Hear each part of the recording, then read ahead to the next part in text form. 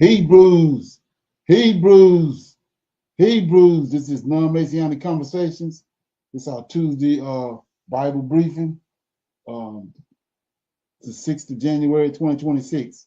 Okay, our topic today is a greater understanding of the God of Israel. That's how I'm going to title it. So tie your shoes up because we're going for a ride today. Okay, well, you can go to our non-Messianic conversations, go to our channel, non-Messianic conversations. Check out our videos. We have over 100 or so videos so far that we posted to this channel. These videos will lead you to the truth of the Holy Scriptures. And if you like what you're hearing and receiving, I'm asking you to like, share, and subscribe to the channel. Okay, it'll be greatly appreciated. And we have our Cash App at the bottom of the screen for those that want to support this channel or our other channel, the one Prophets of Awakening, or our sister channel, which is Israel Wake Up. So it's all tied to the same link. So if you feel the need to support the channel, it's all good. Okay. This channel was this is a non-Messianic channel for those that don't know. We deal with the Tanakh and the Torah, Tanakh being the Old Testament, so-called Book of Remembrance, and the Torah is the first 5 books of the Old Testament that was given to us, to Moses by our Savior, our Redeemer, and our Deliverer, the Lord of Hosts. Okay, this channel was created to aid and assist all Hebrews who are waking up in these last days to their true identity, and also understanding who their Savior and their Redeemer truly is. Shalom and welcome to the channel, and welcome to our Tuesday night Bible briefing. Okay, with that being said, we're gonna do our normal, which is a moment of silence, prayer, songs. We have some current events. We have some need to know information. Then we open it up for anybody with any questions, any comments, any dialogue or testimonies. And then we go into our topic for discussion, which is while you were watching Venezuela, Trump quietly put Canada on notice. So we're going to check that out, and we're going to break it down. It's a lot of meeting that. So I'm going to do what I can to break it down. And our scripture reading, like I said, I'll be breaking down a greater understanding of God Israel. We're going to go to some scriptures, shine a light on what has already been revealed to us on this channel. Okay. So with that being said, then we'll pick a scripture, we'll break that scripture down, then we'll close out. Okay. This moment of silence for the Lord of hosts, and all of these doing to bring about our prophesied deliverance in the last days. O Lord, I pray unto the Lord my God, and we make our confessions, O Lord, the great and dreadful God, keeping covenant and mercy to them that love thee and to them that keep thy commandments. O Lord, righteousness belongs unto thee, but unto us a confusion of face, as it is this day to the men of Judah, to the inhabitants of Jerusalem, and unto all Israel that are near and that are far off, through all the countries whither thou hast driven us, because of our trespass that we have trespassed against thee. Okay. O Lord, hear this prayer, cause thy face to shine upon thy people and thy sanctuary for your sake. O Lord, open your eyes and incline your ears to hear, and behold our condition. O Lord, hear. O Lord, forgive. O Lord, hearken and do, and defer not, for thy own sake, for your people need you so very much at this time. Peace be on you. Okay, with that being said, I'm gonna read a song right quick, and we'll get into it. Okay. Okay, I'm gonna read Psalms 1. Blessed are the righteous. Blessed is the man that walketh not in the counsel of the ungodly, nor standeth in the way of sinners, nor sitteth in the seat of a scornful. But his delight is in the law of the Lord, and his law doeth he meditate day and night. And he shall be like a tree planted by the rivers of water, that bringeth forth his fruit in the season. His leaf also shall not wither, and whatsoever he doeth shall prosper. The ungodly are not so, but are like the chaff which the wind driveth away. Therefore the ungodly shall not stand in judgment, nor the sinners in the congregation of the righteous. For the Lord knoweth the way of the righteous, but the way of the ungodly shall perish. Okay, so that was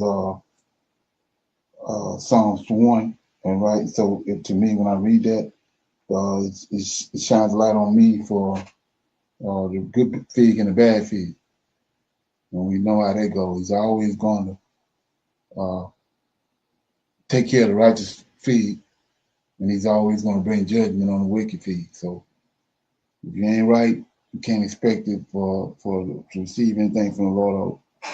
Okay. So with that being said, we're gonna go to our current events. Okay. Here we go. Unexpected political pivot that has stunned international observers and Pan-African institutions alike. The African Union has just paid an official visit to Burkina Faso, a country it had long treated with suspicion, silence, and in some cases, open criticism. For over a year, Captain Ibrahim Traoré, the military leader of Burkina Faso, has stood firm against waves of external pressure, foreign interference, and internal destabilization campaigns. Yet, despite the challenges, he has garnered overwhelming grassroots support and achieved tangible transformations in governance, security, and national pride. Now, for the first time, the African Union, once critical and hesitant, has come knocking.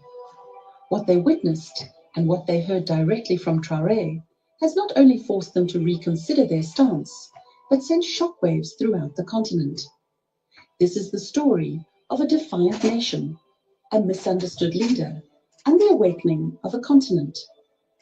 Since Captain Ibrahim Traoré took power in 2022 through a military transition, Burkina Faso has been at the center of continental and global debate. The African Union, like many international bodies, initially condemned the transition, citing concerns over democratic norms, the rule of law, and regional stability. Behind the diplomatic language, however, was a deeper tension. Traoré's unapologetic rejection of neo-colonial influence, particularly France's, and his pursuit of Pan-African alliances outside the Western sphere of influence. If you're working on a project at home and tired of constantly changing disks,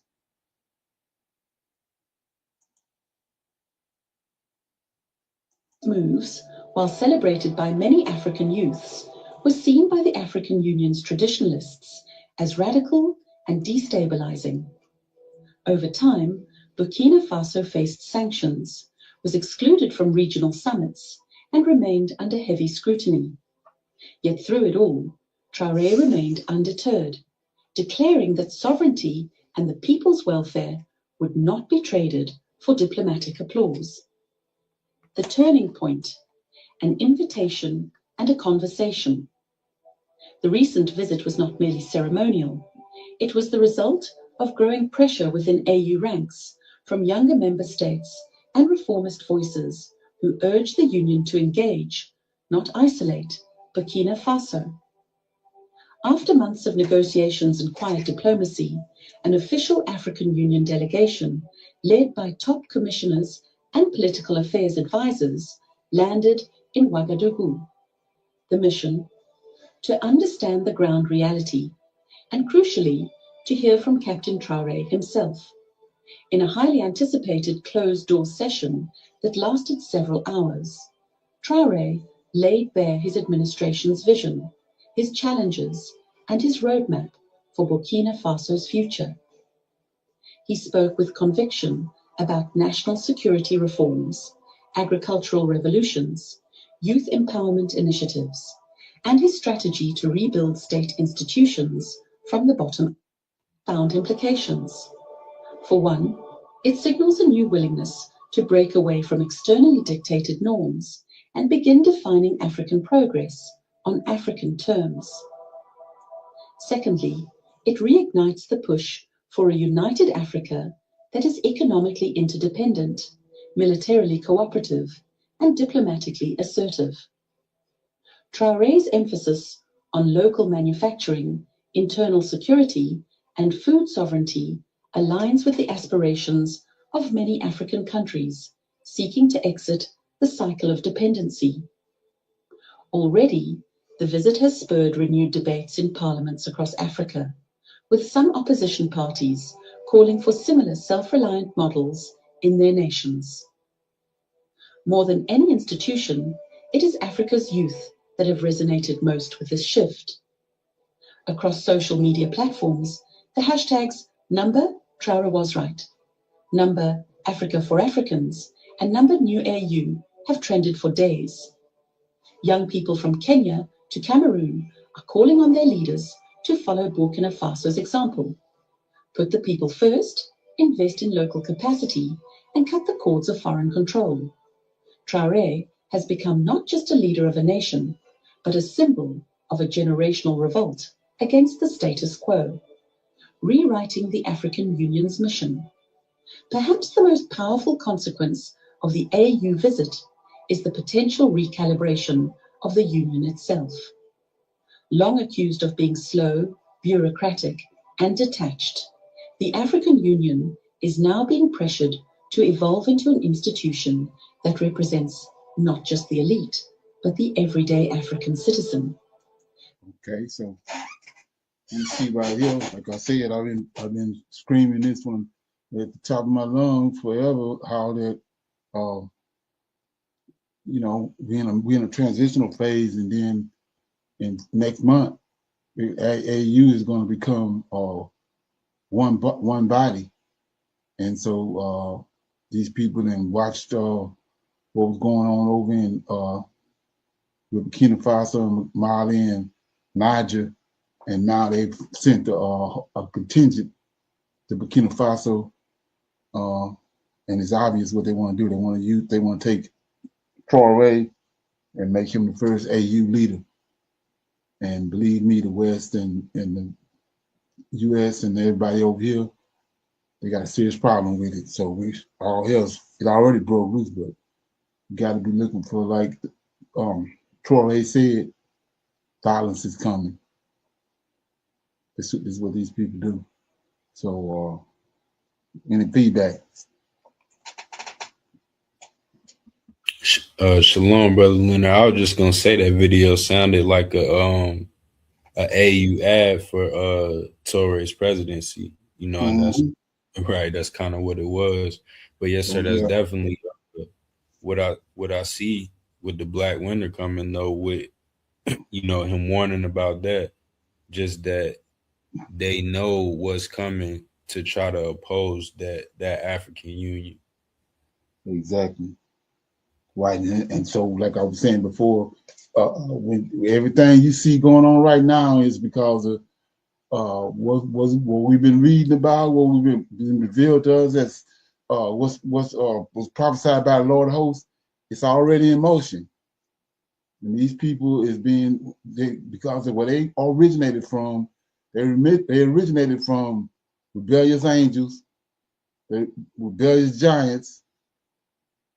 And they the children of those rebellions. So they rebelling against what the Lord of hosts already spoke it. He said he spoke it, he performed it, he bring it to pass, and they trying to usurp it. And that's what we're looking at. So it's not that they're gonna win. We know they ain't gonna win because we at the end. Okay? They ain't gonna win. So got anything else on that? No, sir. Okay, here we go. This part of it right here. Here's example of it. Check it out.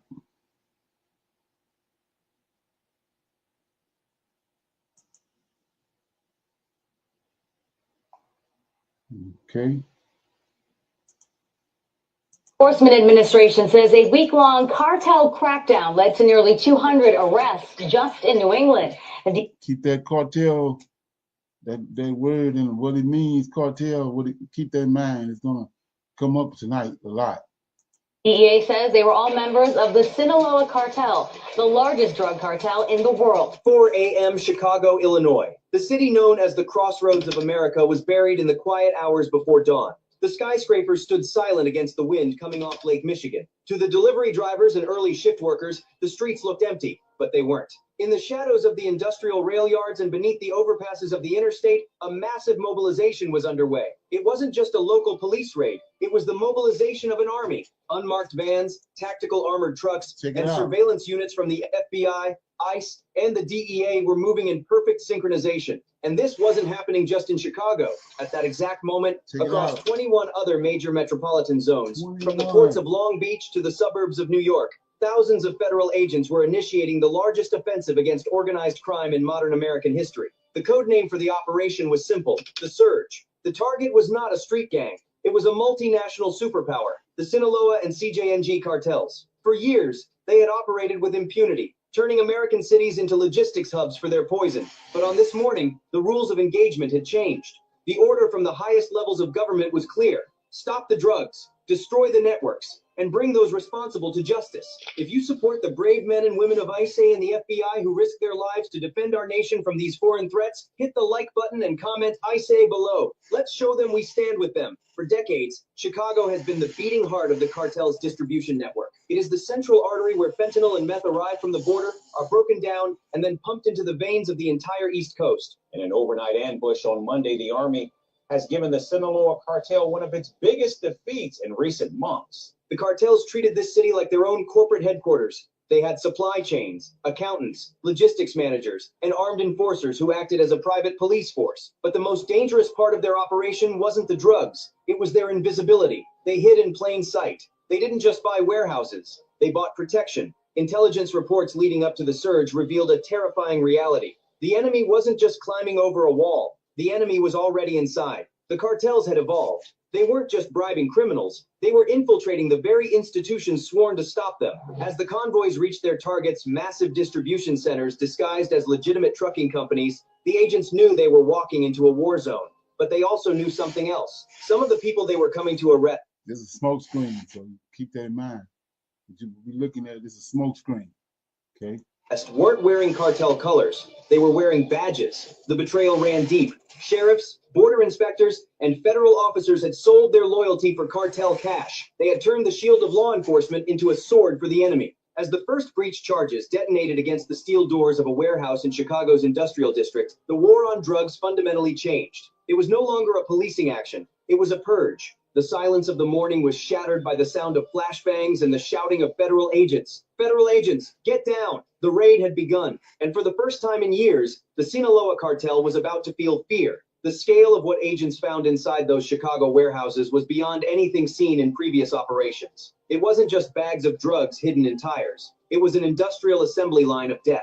When agents breached the primary logistics hub near the rail yards, they found the proof of how the cartels had transformed. Behind false steel walls and inside shipping containers labeled as industrial cleaning supplies, they uncovered the stockpile. The seizure logs paint a terrifying picture. In this operation alone, federal teams seized a staggering 8,818 pounds of fentanyl. To put that into perspective, just 2 milligrams can stop a human heart. What sat in that warehouse was enough potential lethal doses to kill the entire population of the United States multiple times over. But it wasn't just the drugs, it was the money. Agents discovered pallets of vacuum-sealed cash, cryptocurrency hardware wallets, and gold bars. The DEA says this seizure is connected to 6 states and Mexico, all linked to targeting the Sinaloa cartel, which the Trump administration recently classified as a terrorist organization. The total value of assets seized in this synchronized strike exceeded $200 million. This was the war chest of the Sinaloa and CJNG cartels. Funds used to bribe officials, buy military-grade weapons, and secure the supply chain. And then came the arrests. The coordination of the surge resulted in 5,000 suspects being taken into custody within months. These weren't just low-level dealers on street corners. These were the logistics managers, the chemists, the accountants, and the enforcers. The entire middle management of the cartel's American infrastructure was decimated overnight. This discovery revealed that the cartels are no longer acting like street gangs. They are functioning like multinational corporations. They have supply chains that stretch from the chemical factories in China and India, where precursors are made, to the super labs in Mexico, and finally to these distribution hubs in Chicago. The investigation uncovered that the fentanyl crisis isn't an accident. It is a designed attack. a chemical weapon disguised as a narcotic, pumped into the heartland of America to destabilize communities and destroy families. The financial network exposed by the raid was equally sophisticated. Money collected in Chicago wasn't just driven south in trucks. It was laundered through shell companies, real estate deals in Miami, and offshore cryptocurrency exchanges. Remember what he just said. Let me play it again. It's going to come back up. Check it out.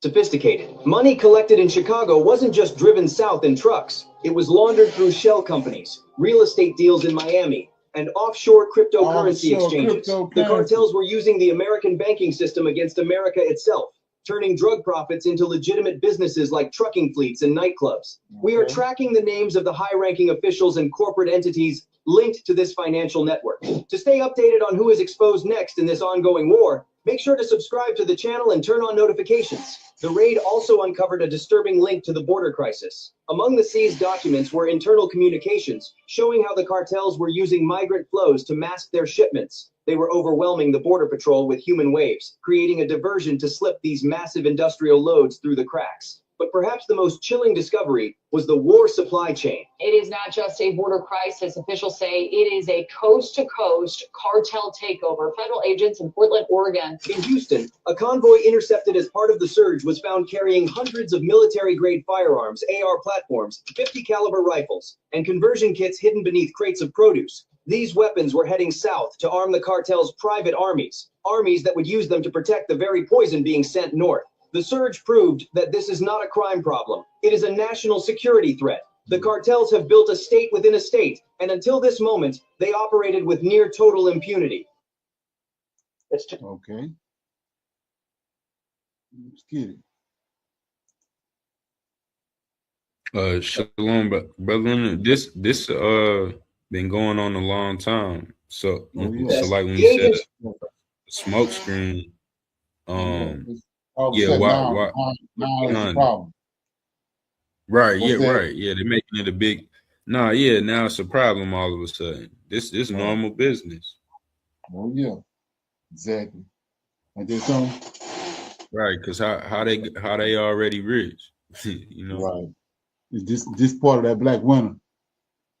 Okay, I'm gonna show that. Knew the hardest battle was yet to come because the enemy had one final line of defense: the corruption inside the U.S. government itself. As the dust settled on the operation, the headlines across the country focused on the staggering amount of narcotics destroyed. But for the agents on the ground, the most chilling moment of the surge wasn't finding the 8,818 pounds of fentanyl. It was seeing who was standing on the other side of the handcuffs. In the processing centers, amidst the thousands of cartel soldiers and logistics managers, there were faces that didn't belong. There were men and women wearing uniforms. The investigation revealed that the network had penetrated deep into the American justice system. County sheriffs, border inspectors, and even federal officers were taken into custody. These were the people sworn to protect the country. They had taken an oath to defend the Constitution against all enemies, foreign and domestic. But blinded by greed and compromised by the cartel's endless supply of $200 million in cash, they became the enemy. They sold their badges, they sold their honor, and in doing so, they sold out their own communities. Hebrews a ton of the synthetic opioid, enough for more than 20 million doses and worth nearly $400 million, was seized in Sinaloa, a region long linked to cartel operations. The betrayal was systemic. In El Paso, a Customs and Border Protection officer was charged with waving through trucks carrying narcotics, using his federal authority as a shield for the cartel. In Arizona, supervisors were found burying trafficking cases to protect donors linked to shell companies. The arrogance of these officials was shattered the moment the FBI arrived. The badge that once protected them became the evidence of their treason. As they were led away in handcuffs, stripped of their authority, the message was sent loud and clear. The war has changed. The threat is no longer just outside the walls. It is inside. But this dark revelation also carries a beacon of hope. The system fought back. The surge was not just a victory of firepower. It was a victory of integrity. For every corrupt officer who took a bribe, there were 10 honest agents who refused to look away. Okay, so let's look at it. We're going to start dissecting this. So we saw all the drama that these people, we know who they are. Trump, right? He's what you call that? Redneck, let's call it. You're a redneck. So you got all these Christian nationalists and the plan that they had in place, Project 2025. They came and they did all the damage they done up until this point. Now the midterms coming. That's what this is. And then just like with JC, you got Negroes. It's being shown to them over and over again. He ain't real, but they can come and they go to talk about JC and they fall right into the fold. Just right here. They forgot what they done since January. All the executive orders, Elon Musk and all that. Now here they come, supposed to cleaning up America all over the place, raiding all these places. It's the midterms coming. They're trying to hoodwink you. Like I said before, you got Hydrogen Dialectic. You got Wendy's and KFC, same owner. You mad? You don't want to deal with KFC no more, so you're gonna start going to Wendy's, same owner. So that's what this doing. That's what they're doing. They're doing all this show of force and all this is to try to win the people over. Like they cleaned America up. America is really considered. Come on, way bigger than that. Believe me. And everything you see going on, you got to remember, like I said before, Trump is an idiot. He's a nut bucket. What you see going on, especially what I'm going to show you, is above his pay grade. He don't have a mindset for it. It's an ancient intelligence that's been passed down. Edomite bankers, like I showed you. These Edomites, they the ones killed Julius Caesar. That's over 2,500 or so years ago. They killed him. They've been manipulating the currency, manipulating the world, the population ever since then. They pros at it. And you're looking at them right now at their finest. I'm gonna break that down, okay? Any comments, questions on that? No, sir. Not at this time. Okay. Yeah, so we gotta excuse me. I caught fire this morning, so yeah. So here we go. This is some need to know information.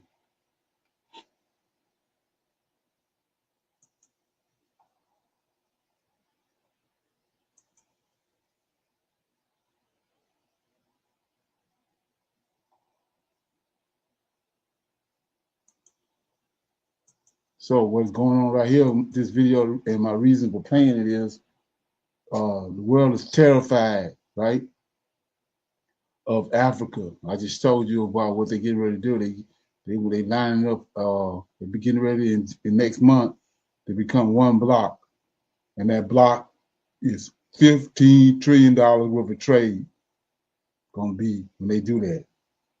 And they're gonna have Tory over it. Tory gonna be the first president of that new block. And like I said, that we within 30 months, 30 days, maybe a little more, are doing that.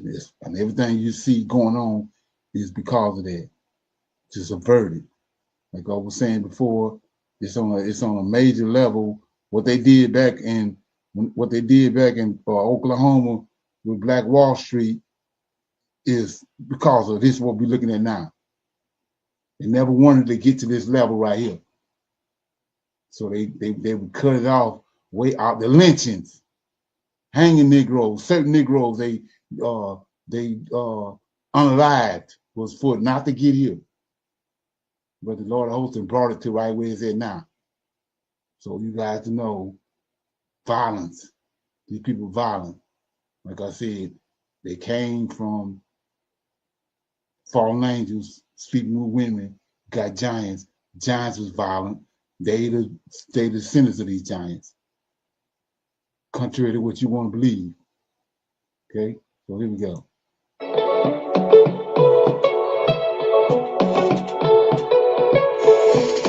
Imagine a single market spanning 1.3 billion people, a market that begins to rival the U.S., China, and the. So it says everybody wants to associate prophecy with Genesis chapter 15, these 400 years, which I'm telling you, it ain't it's off. But here go the money you're looking at for us to get the hell out of here right here. Okay. The entire European Union in economic weight. A market so vast, global powers are quietly worried. That market is now forming in Africa, and we're going to ask the bold question: why is the rest of the world suddenly on edge about Africa's economic future? So it's a certain people they need to run this $15 trillion trade block. The children of Jerusalem, Judah, Benjamin, Levi, that they brought over here. They got to take them back over there. So $15 trillion, if you can't get Israel back to the west coast of Africa with $15 trillion, something wrong. In the next 20 minutes, we'll uncover how the African Continental Free Trade Area could catapult Africa's GDP into dominance, and why this has governments and corporations scrambling. Stick with me. By the end, you'll understand not only the numbers, but the hidden power shift happening under our radar. I think many Africans, millions and millions of Africans are tired of being poor. We are tired of being, as I said earlier, on the periphery of the global economy.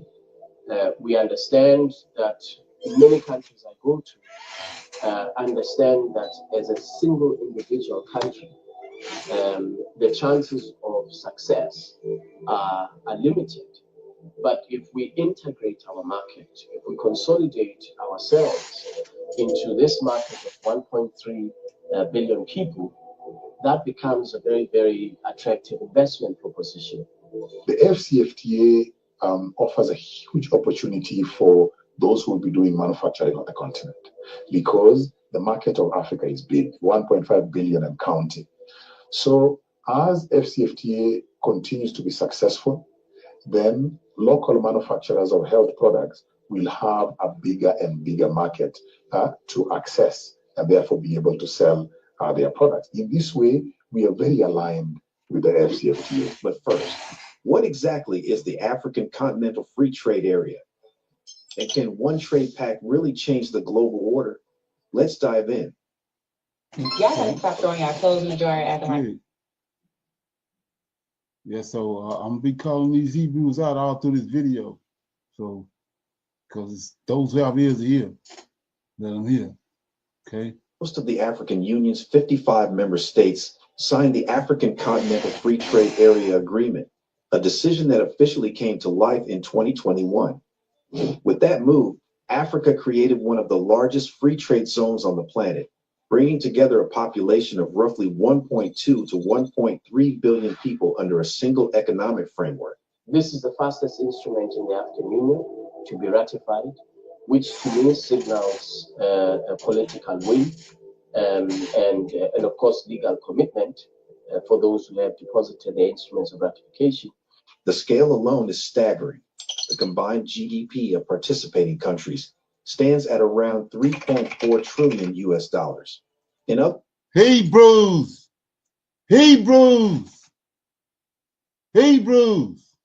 other words, we're talking about a continent-wide market that is already operating in the trillions and home to more than 1 billion potential consumers and producers.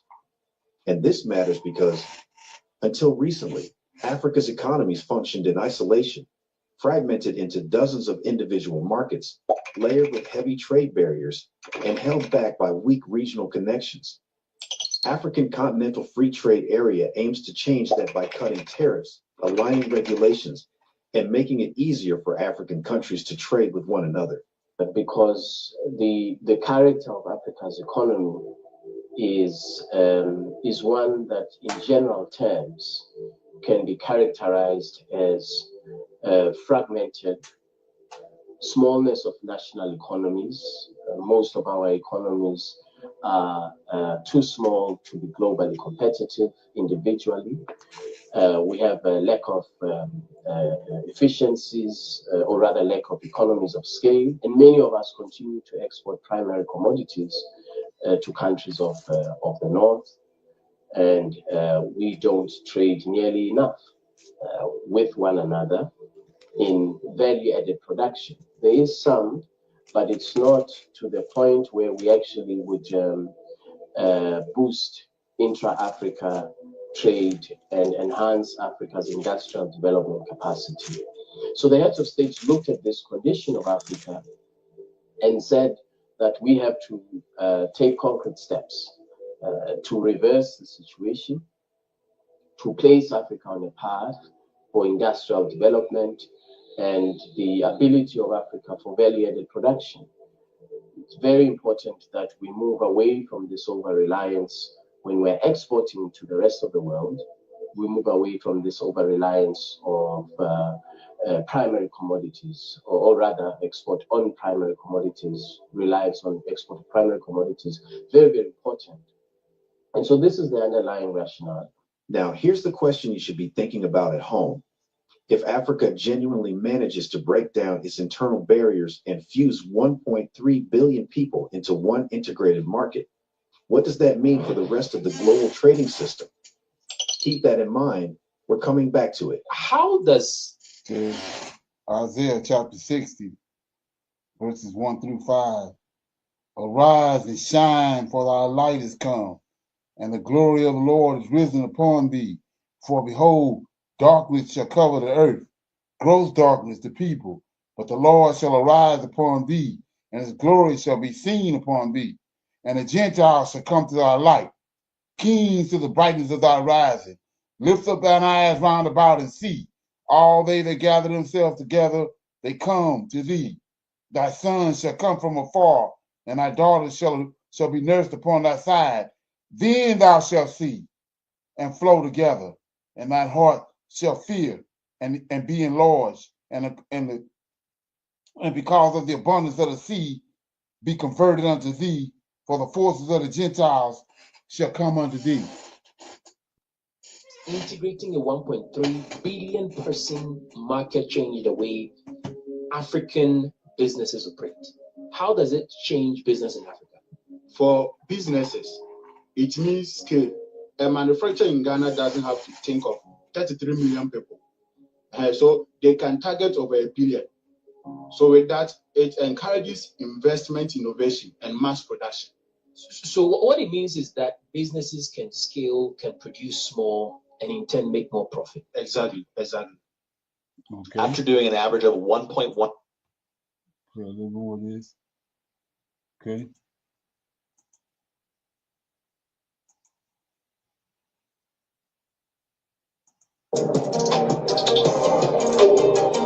Now let's talk about what African Continental Free Trade Area could actually do for the continent, the potential economic shift that researchers have been trying to quantify. Some studies paint a remarkably optimistic picture. One analysis suggests that if African Continental Free Trade Area is fully implemented, Africa's GDP per capita could climb to around $6,602 by 2043. Another report estimates that intra-African trade could surge by as much as 45% by 2045. And according to a blog drawing on World Bank data, the agreement might boost Africa's GDP by between 1.4% and 2.7%, increase foreign direct investment by a staggering 111 to 159%. Borders, moving goods within the continent remains expensive and time-consuming. Then there's the challenge of regulation. Trade rules vary widely from one country to another, and customs harmonization is still a work in progress. Non-tariff barriers persist, and institutional capacity differs significantly across the continent. One analysis even notes that African Continental Free Trade Area's early benefits have been uneven. Countries like Nigeria and Kenya are seeing better export diversification, while others are still struggling to catch up. And asking ourselves which one feels most realistic. In the first instance, Africa makes progress under African Continental Free Trade Area, but the journey is slower than hoped. Integration moves forward, yet familiar obstacles, logistical bottlenecks, regulatory gaps, uneven capacity keep the pace moderate. Intra-African trade still grows, perhaps by 20 to 30% by 2045, rather than the anticipated 45% in GDP. Okay, so everything that you're listening to right here is the title of this video is "Why the World is Terrified of Africa's $15 trillion Trade Block." It will shock you, right? So it's all scripture, and that's what everything you see going on is because of this. Everybody jocking to try to make sense of what's going on right here, what the Lord of Hosts is doing. In the feedback.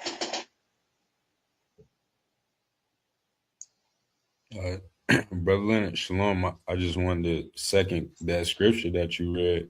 I mean, that's what I've been learning, and that's what it looks like is happening right in front of us. Forces of the Gentiles. All right, we got them. We've been like I said, got smoke screens up.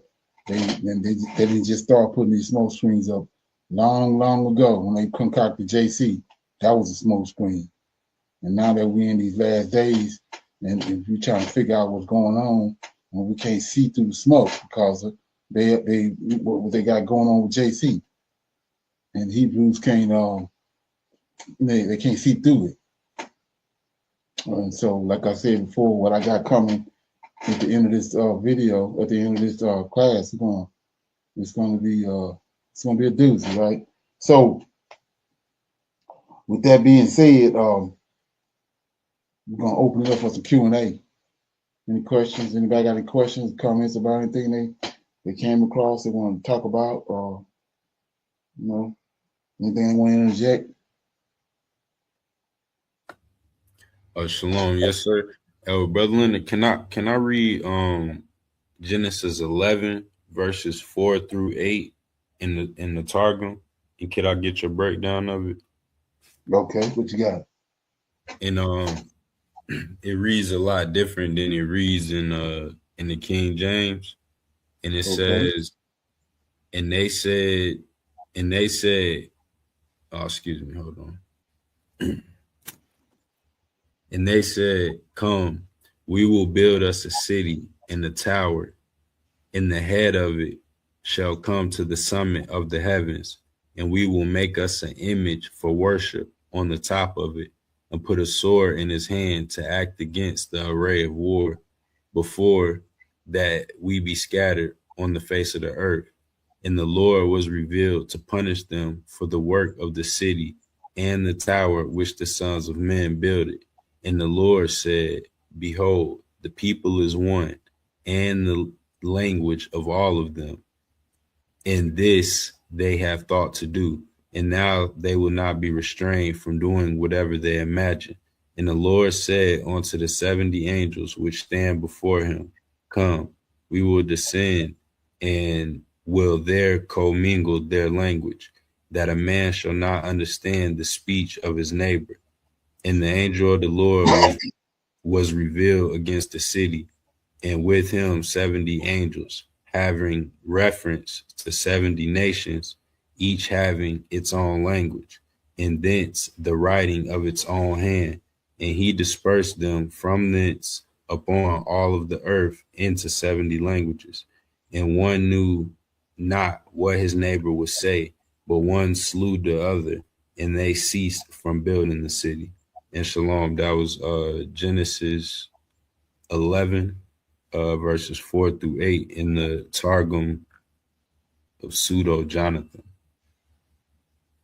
Okay, yeah. So first thing I want to do is, like I was saying, what a lot of people don't understand is that you got the order that's in place before these people got hold to our records, and the understanding of our records was we had Yahweh in heaven, and then he created another being under him, the Lord of hosts, which is Michael, the first thing he created after when he started forming and creating things was Michael. And Michael he's unlike any other being that the Most High created. He's like Yahweh. And the reason that he created him was that he's a consuming fire, and he cannot deal with his creation. He's a consuming fire. He can't deal with sin. Anything that's not in order, he can't deal with it. So in order for him to deal with his creation, he created another being somewhat like him, but not like him, but like him, a righteous being. And from there, he created the other 6 angels. So you have to understand that from the beginning, and that's going to take us into the end of the class. But yeah, so you got to understand that. That's what happened. So with that being said, okay, can you go back again on that? Oh, yes, sir. And it says, verse 4, and they said, come, we will build us a city and a tower, and the head of it shall come to the summit of the heavens, and we will make us an image for worship on the top of it, and put a sword in his hand to act against the array of war, before that we be scattered on the face of the earth. And the Lord was revealed to punish them for the work of the city and the tower which the sons of men builded. And the Lord said, behold, the people is one, in the language of all of them. In this they have thought to do, and now they will not be restrained from doing whatever they imagine. And the Lord said to the 70 angels which stand before him, come, we will descend, and we will commingle their language, that a man shall not understand the speech of his neighbor. And the angel of the Lord was revealed against the city, and with him 70 angels, having reference to 70 nations, each having its own language, and thence the writing of its hand, and he dispersed them from upon the face of all the earth into 70 languages. And one knew not what his neighbor would say, but one slew the other, and they ceased from building the city. Shalom. Right. So when you understand that, like one of the things they've done to us, like I said before, and maybe you know where that verse is at, but they said that in the beginning the Most High created the nations according to the children of God. Because the nation of Israel, right? Right, yes, sir. We know that ain't true because we just read. Right. It's according to the 70 angels. But this is my point. So we see right here, I'm gonna give you an example. In Daniel, I think it is. Let me get it right quick. So Babel, what Babel means is confusion of face. That's one of the characteristics of the Lord of hosts. He turns in people, wicked folks in against themselves and destroy their own self. And another thing he does when you out of order and you're not living the way you're supposed to live or operating the way he told you to operate, he's gonna bring a confusion of face. So that's what these 70 angels was for. That was what those languages were for, to bring about a confusion. Okay, so let's look at that. I'm in Daniel, okay, chapter I'm gonna start at verse 5. See, we have sinned. Daniel praying. This is prayer in Daniel 9, verse 5, starting at verse 5. We have sinned, we have committed iniquity, and we have done wickedly and have rebelled. Right? All this what brings about confusion of face. Even by departing from thy precepts and from thy judgments, neither have we hearkened to thy servants the prophets. We have spake in the name of our kings, our princes, and our fathers, and to all the people of the land. O Lord, righteousness belongeth unto thee. It's the Lord of hosts. But unto us, confusion of face. Right here. That's where the 70 angels come in. Because they objected this to build a tower, contrary to what the Lord of hosts said, And notice the image that they want to build, the image that they want to manufacture got a sword. Let that front made. It says, but under us confusion of face, as it is this day, to the men of Judah and to the inhabitants of Jerusalem, and unto all Israel are near and that are far off through all the countries where thou hast driven them because of their trespass. So this is one of the things that he do. And like I said, when he don't change. So he brought about right here at the Tower of Babel, 70 angels, and the different languages was to bring about confusion, which is that what Babel is. It wasn't nothing they was doing that was right. Everything they was doing was unrighteous. And that's why he brought confusion to face. Okay? So, yeah. So that make any sense? Right, yes, sir. Okay. You got anything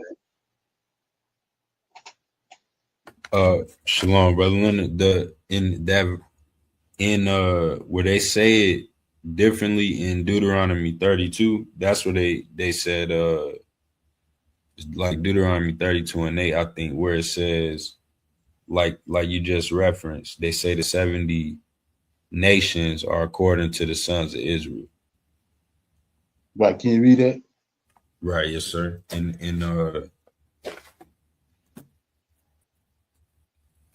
My fault, I had it in the Targum right there. Okay, yes, sir. So remember the days of old, consider the years of many generations.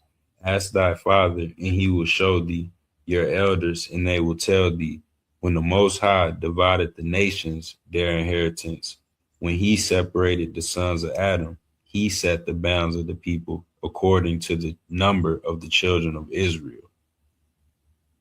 So we know that's not true. So can you read that again? Yes, sir. And it says, remember the days of old, consider the years of many generations.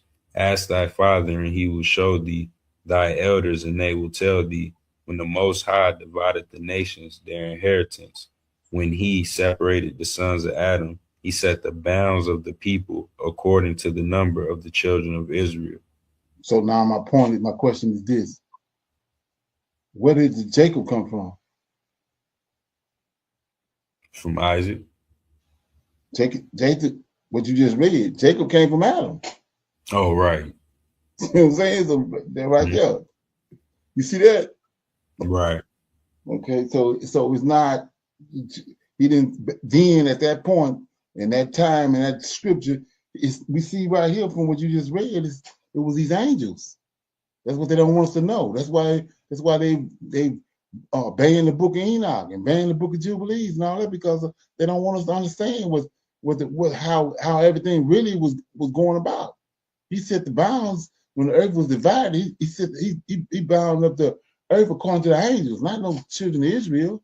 And then you say how we know that? Because in Daniel, when Gabriel came to Daniel, he told him, I heard you, Daniel prayed in chapter 9, and then Gabriel came 21 days later. And then he told Daniel, I heard you the first day you prayed, but I was held up by the prince of Persia. And then soon after him, the prince of Greece is coming. Well, who these princes is? Angelic beings that was given authority over certain parts, allotments over certain parts of the earth. Right there, what we just reading.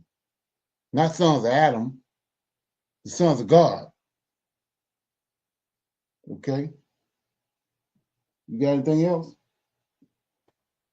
No, sir. That makes sense to me. I wanted to get that breakdown because I came across that verse. And I actually read it first in Jasher. There's a verse that says that in Jasher as well. And Right. I had came across that and started searching for more about it. So yeah, I wanted to get clarification.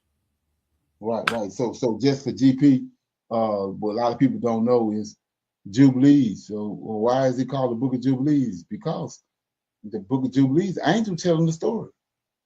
The angels telling the story in Book of Jubilees, and they keeping time the way you keep time in heaven every 50 years. That's what a Jubilee is, every 50 years. these angels are telling the story in Book of Jubilees.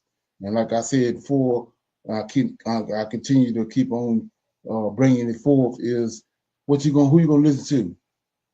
Matthew, Mark, Luke, and John, Peter, and Paul, or the angels? How you gonna give me Matthew, Mark, Luke, and John, but you gonna ban the angels? What the angels say? Come on, ain't that something? Right, yes, sir. I'm gonna believe the angels. Well, yeah, exactly. All right. When you understand what's going on, you're gonna believe it. So yeah, so I'm gonna play this little sidebar I wanted to play. Let me play it right quick before we get started.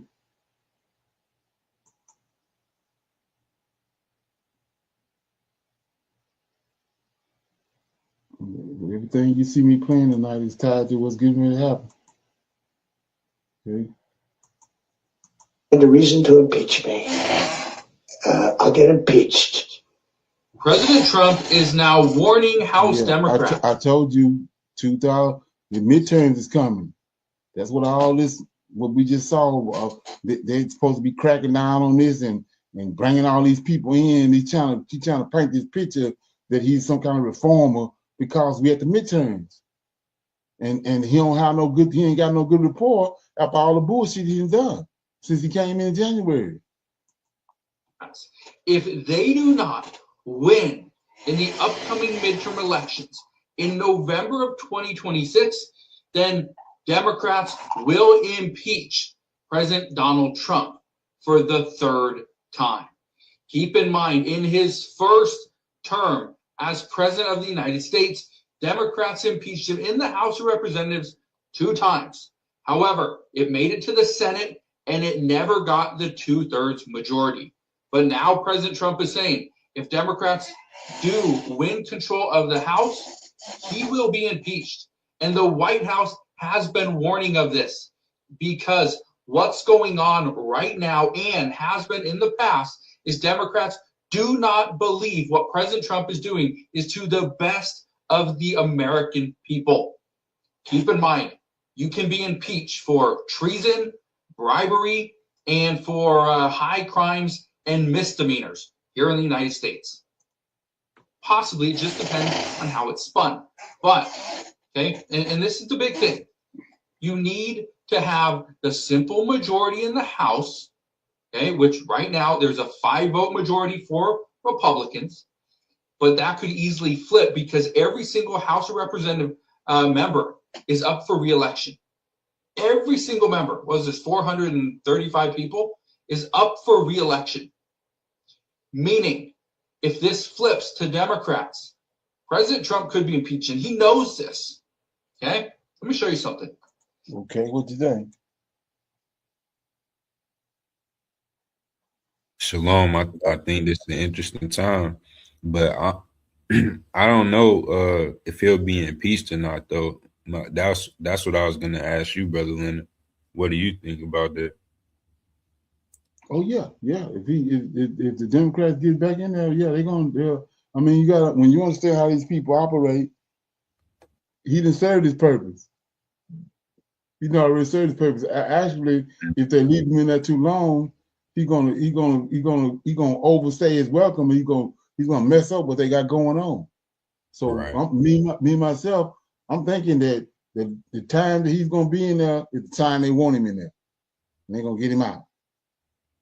Like I said, it's not when you understand the ties that J.D. Vance got to Project 2025, he's serving a major purpose.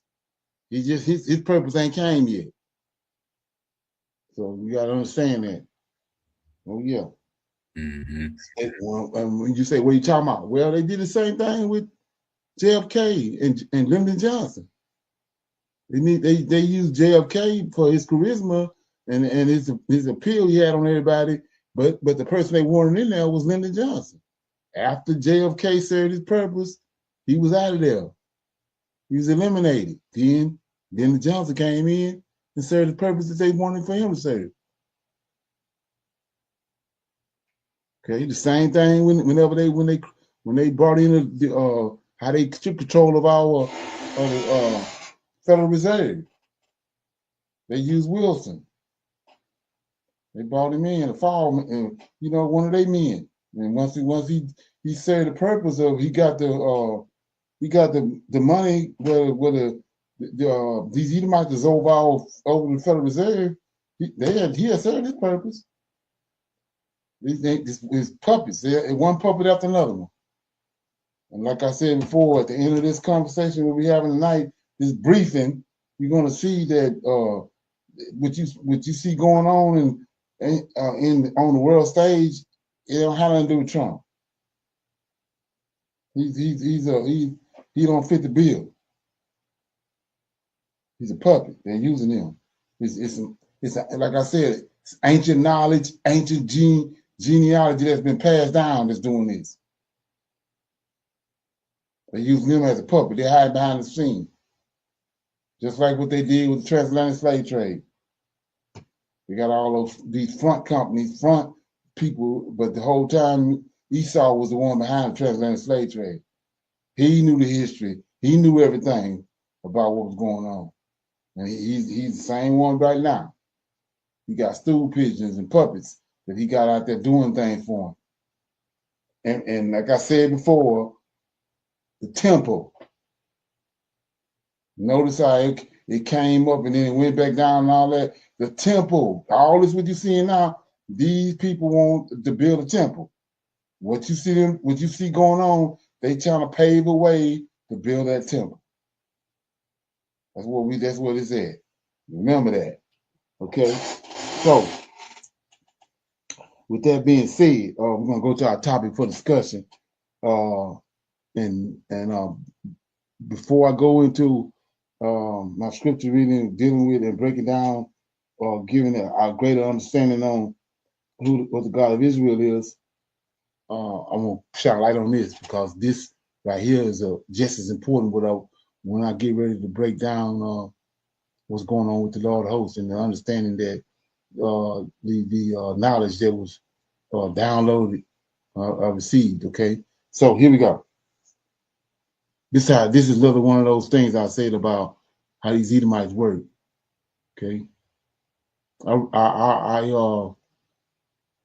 turned everybody on to this channel before, but I don't know if anybody really going back looking at it.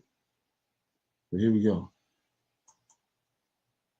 We might go a little bit over tonight because this is some high-powered information. Oh, this ain't it. Here we go. Let's check it out. Focused on Venezuela. So when you say Edomites, these Edomites right here, these females. And Mexico and Cuba and Colombia. Donald Trump just quietly put Canada in the hot seat. Why? Because the operation in Caracas isn't just about Maduro. It's an opening salvo against the British Empire. Here's what the president said. So we have to do something because we lost. The real number is 300,000 people, in my opinion. You know, they like to say 100,000. 100,000 is a lot of people, but the real number is 300,000 people, and we lost it to drugs, and they come in through the. So let me shine a light on this. I didn't broke this down before, but maybe I need to refresh a few people's mind. They have these people that's over in Israel are Edomites, and they've usurped Israel's throne. They've usurped Israel's land, and it's the harlot that the Lord is talking about, the whore. He's talking about in the last days. It's a fake woman in the land of Israel. So the information that they provided to us, to the population in the world, is that the throne of David is over in Great Britain. You say, what are you talking about? America came out of Great Britain and came here. It's 10 different incarnations of the four beasts. Great Britain is one of them. America came out of Great Britain, came here. But these Edomites, their objective is to bring the throne of David is in London. When they finish what they're doing, their plans are to bring that throne that the Windsors are Queen Elizabeth and Queen Charles are sitting on back to Jerusalem. When they build that temple, they want to bring that throne back to Jerusalem. You know, they're gonna televise it and use all this propaganda machine, that big propaganda machine they got. They want to bring it back to Jerusalem. That's what I'm telling you now. That's what we're looking at. They want to bring the whole world, because of they skills with economy, with economics and all that. They want to bring the whole world down. That's what we're looking at. And then they want to bring that throne of David back to Jerusalem. This is why you keep on hearing right here, they keep talking about Great Britain, when Great Britain is supposed to be done with. You would assume Great Britain was done with, but let's listen to it. Southern border, mostly the southern border. Plenty come in through Canada too, by the way, in case you don't know. But you're not supposed to notice that. The headlines covering that same press conference are focused on the usual targets, like this one in the New York Post. But while the empire's American propaganda arms want you focused on those usual suspects, by Sunday, the Canadians had figured out what I just told you. The editorial board of the Toronto Globe and Mail announced in their Sunday editorial that Venezuela's fate is a warning to Canada. Meanwhile, the rest of the narrative is being played out by the press, like the New York Times, which says that this is another regime change operation out of the Bush playbook and that it's going to split the MAGA movement. And of course, the New York Times' favorite new political figure, Marjorie Taylor Greene, played her part in feeding into the MAGA split narrative. Meanwhile, the Democratic Party is playing its assigned role in the narrative, shrieking about Trump's actions, and some are already calling for his impeachment. But here's where it gets interesting. Here we go. Some of Trump's opponents, like the former head of Britain's MI6 and walrus man John Bolton, immediately recognized that what the U.S. did in Venezuela was not a regime change operation. They're actually onto something. So they got everybody in the media thinking that this is a regime change. But check it out where she's going. It isn't regime change. It's a surgical strike against the British Empire's irregular warfare, and a key component of that, which we have long called Dope Inc., the nexus of narcotics trafficking, terrorism, and the City of London. You go to cartels, I told you to keep an eye on with the cartel thing. Now watch this. Centered banking system. And today we're going to break that down. I'm Susan Kokinda. I've been tracking this since the 1970s, watching how the offshore banking operation was set up to sidestep regulation, sovereignty, and law enforcement. And I'm here to tell you that for the first time, someone is taking that on, and it's Donald Trump. Whoever invented this deserves a raise. Can't believe it. Donald Trump, like I said, what you're getting ready to hear is above his pay grade. Okay, but we're gonna break it down. If this sounds like your kind of fight, please hit those like, share, and subscribe buttons so we can reach more people. Here's what we're going to cover today. First, it's not regime change, and the empire knows it. Second, how the empire's operations of dirty money is now in the crosshair, and the Russians know it, and how Trump is deploying to defeat all of these imperial operations. You know that's a lie. So let's clear up the biggest misconception right now. Here we go. Many former MAGA allies, Candace Owens, Marjorie Taylor Greene, are screaming that this is neocon regime change 2.0. That's intentional. That's what I was telling you about. They got all these people out here. They do that. They got them like he told Jeremiah, look, you know, they got women weeping for Tomaz. They paid mourners. That's what this is. This is what you're looking at. Okay. They're just looking at the surface or outright lying. But listen to Secretary of State Marco Rubio. Check it out. He told us exactly what this is. I want to start with this big picture question. Is the United States now at war with Venezuela? Well, remember, you're a faggot and she a lesbian. We got to call it for what it is. There's not a war. I mean, we are at war against drug trafficking organizations, not a war against Venezuela. You cannot continue to have the largest oil reserves, in the world, under the control of adversaries of the United States, not benefiting the people of Venezuela, and stolen by a handful of oligarchs around the world, including inside of Venezuela, but not benefiting the people of that country. Did you catch that? He didn't blame socialism. He didn't blame communism. He blamed oligarchs and drug trafficking organizations. Watch this. Now, that takes us back to Trump and his targeting of Canada, which no one seems to want to talk about. Because when you put the words oligarchs and drug trafficking organizations in the same context, you aren't just talking about the cartels in Mexico or Colombia. You're talking about key characteristics of the British Empire, which is the epitome of oligarchy. Or to put it another way, the rule of the few, which is what oligarchy means. And when it comes to drug trafficking organizations, the British Empire has been the most notorious entity in the world. This is what I want you to. This is what I want you to get right here. I keep saying over and over again, they bringing it. They're using Trump because America is the the leading economy in the world. Everything based off the dollar. They want to bring the whole world down, right? And so, but she's gonna tell you they got a whole truckload of money somewhere else. That's off the record. That's the money they're gonna use to come when Israel gonna rise up with it. They're gonna build a temple and all that with this money, this cartel money that they've been had. Watch this. When it comes to making money off nobody knows about. Check it out. Drug trafficking, going back over 200 years. 200 years, including the notorious opium wars of the 19th century. Check it out. This has never stopped. It's just taken a new form, and that's the importance of Canada in this picture. It is run by the empire's favorite central banker, Mark Carney, and it is the major political outpost for the crown in North America. Check it out. Used for drug trafficking, as the president mentioned, that's where all the money immigration and terrorism. Unlike, say, someone like Mexican President Claudia Sheinbaum, whom Trump accurately characterized as terrified of the cartels, Carney has actually facilitated the financing arm of the cartels. Check it out. In his former role as the head of the Bank of England.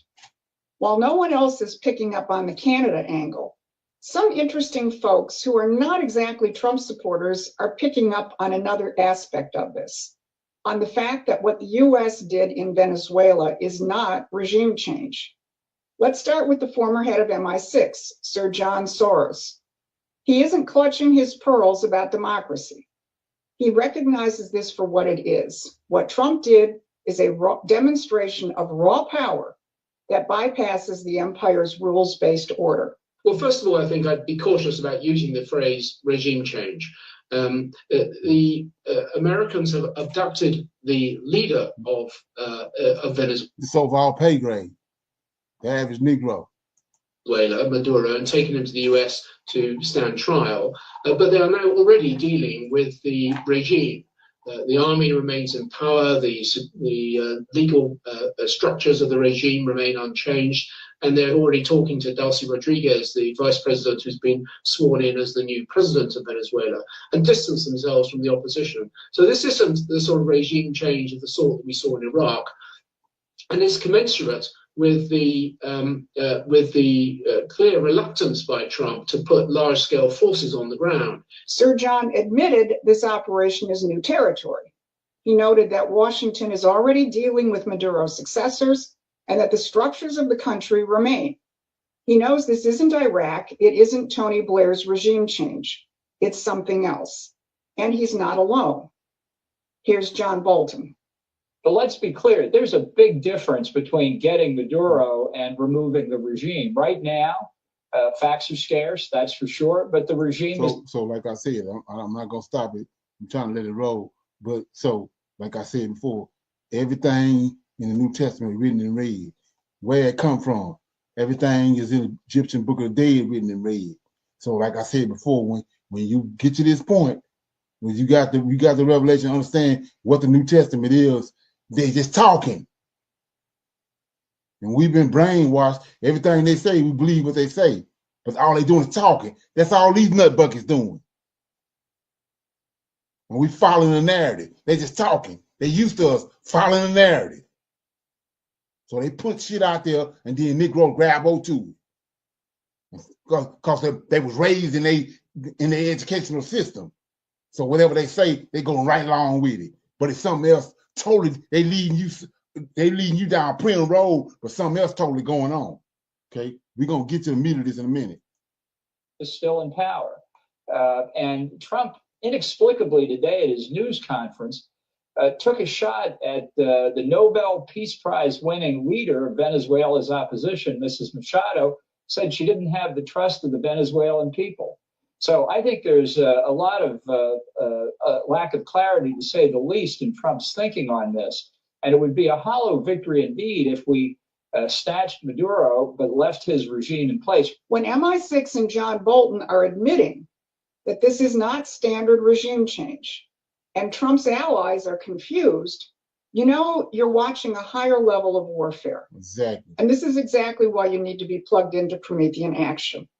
While so-called MAGA influencers are screaming regime change, but the former head of MI6 is calmly explaining that this is something entirely different, who do you think actually understands what's happening? We've been tracking British imperial operations in irregular warfare for decades. Here we go. We don't react. We don't chase headlines. We understand the enemy's playbook because we've studied it and fought it since the 1970s. So if you're tired of being confused by people who you think are on your side, subscribe to our free newsletter at Promethean Action. Most people spend a fortune on supplements, doctor visits, and we're going to get there. We got all the time in the world. Here we go. You see what Trump is actually doing so you can defend it and explain it to others. So head on over to Promethean Action and subscribe to our free newsletter.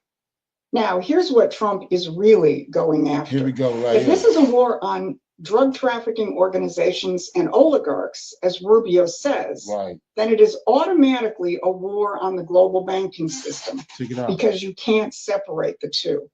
The target isn't just jungle labs and drug boats. It's the city of London. Let's remember where Venezuela is. Right. It borders the Caribbean. What else is in the Caribbean? The origin point for the infamous system of offshore banking. It's another system. It's a system I'm talking about right here. This money off the record. Check how much it is. Established directly by the British. Back in 1960, the largest banking houses in London, working in partnership with the government and the Exchequer, established 14 completely secrecy jurisdictions. These are the offshore banking centers that now hold between $50 and $75 trillion, with all 50 of the world's largest banks operating within them. Off the record. Nobody know nothing about. This is what they're going to use.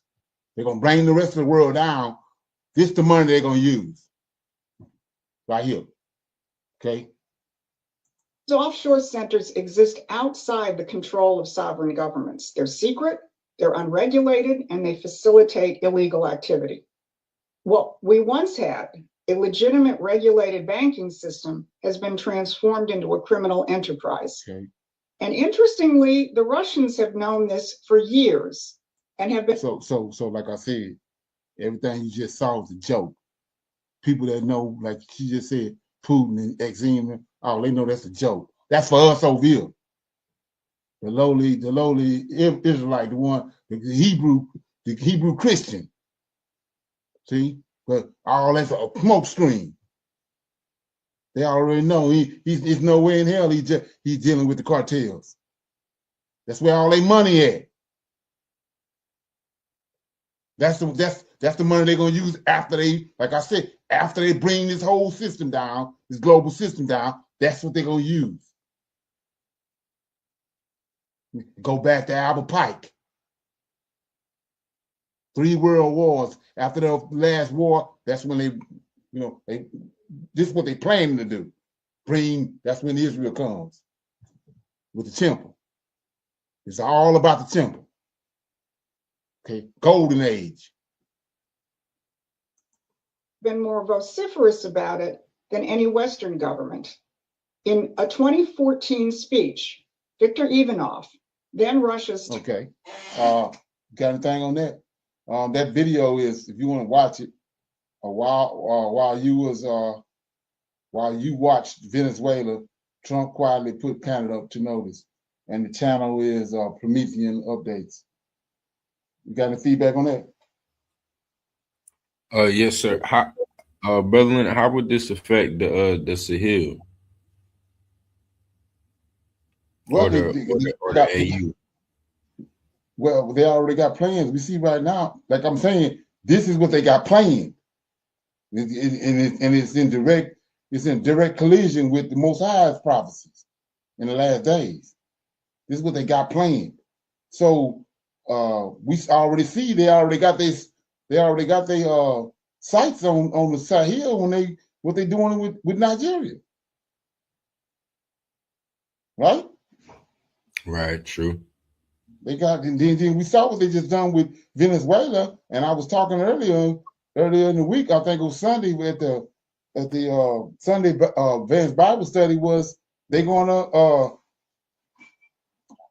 Venezuela's supposed to be making a big deal with China and Russia this week, pertaining to that oil that they have over there. Venezuela got the biggest oil deposit it is in the world. It was gonna, and January 1st, the petrodollar was done away with.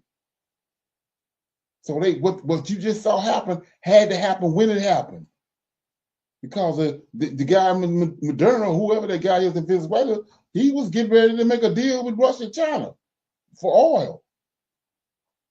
And Russia and China, especially China, with the Road and Belt Initiative, that oil is the focal point of their whole everything they done set up, everything they done built. They need that cheap oil out of Venezuela to keep everything going with the Road and Belt Initiative.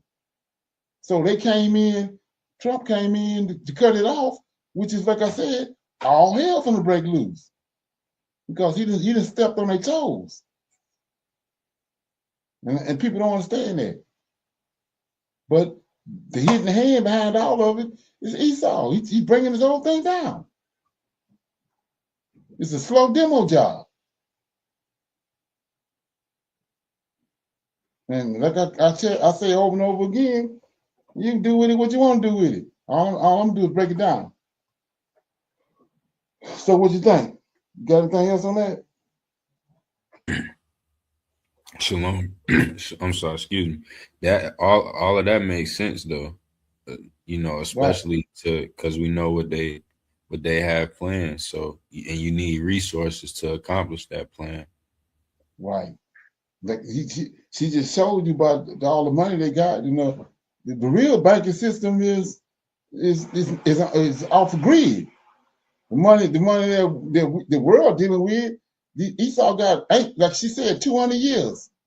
They got 14 different accounts of trillions of dollars that is off the record, off the grid. So when they collapse everything on the world, they got money. They got it. What they need to do what they're gonna do. Temple, they ain't got to worry about the Muslims no more. The mosque gonna be sitting there for they're gonna get rid of that, and then they want to build a temple. That's what this is all about. As far as they're concerned, they past due. They're supposed to been built the temple. Everything you're seeing though is they manipulating the world to get to that point where they want to build that temple. And like I said, when you go back there and look at all these Hebrew Christians and all that, they're gonna flip out if they do build it, because they all bent out of shape on JC, an idol. Okay, but that's what their plans is. I really don't think it's going. When you look at scripture, I don't think it's going to happen. But I'm just showing you what they doing, their plans are. Okay. Right. Yes, sir. Yeah. So okay. So now, without further ado, I'm gonna deal with unlike all the other information that I received downloaded.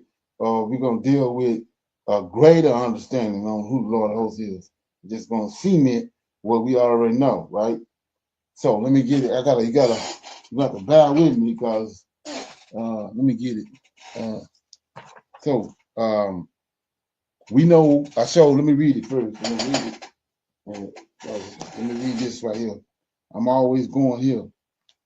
Right back when I first got the I was the revelation on this, and it was shown to me. The light was shined on it. I'm gonna start with that. I was in Isaiah. Okay, like I said, you're gonna have to bear with me. Tie your shoes up. So I'm in Isaiah 44. Okay, I'm in Isaiah 44. This, like, I don't subscribe. We don't subscribe to the New Testament. Anybody that happen to chime in over here, don't deal with the New Testament. Don't deal with JC, Peter and Paul and all them. That's concoction from the Greeks and the Romans. Concocted all that. And you know, we don't deal with idols. Curses tell us that he's gonna kick us out of our land, which happened with the Antioch Epiphanes, and we brought us over here, and we're gonna serve other gods. He ain't said nothing about us serving no son. He kicked us out. He didn't deal with us no more. He disconnected himself from us. So which one is it? He disconnected himself from us, or did he send somebody to come and lay hands on people? Which one is it? We know that he disconnected himself from us. That's why we caught some. That's why we've been in all this tribulation that we in.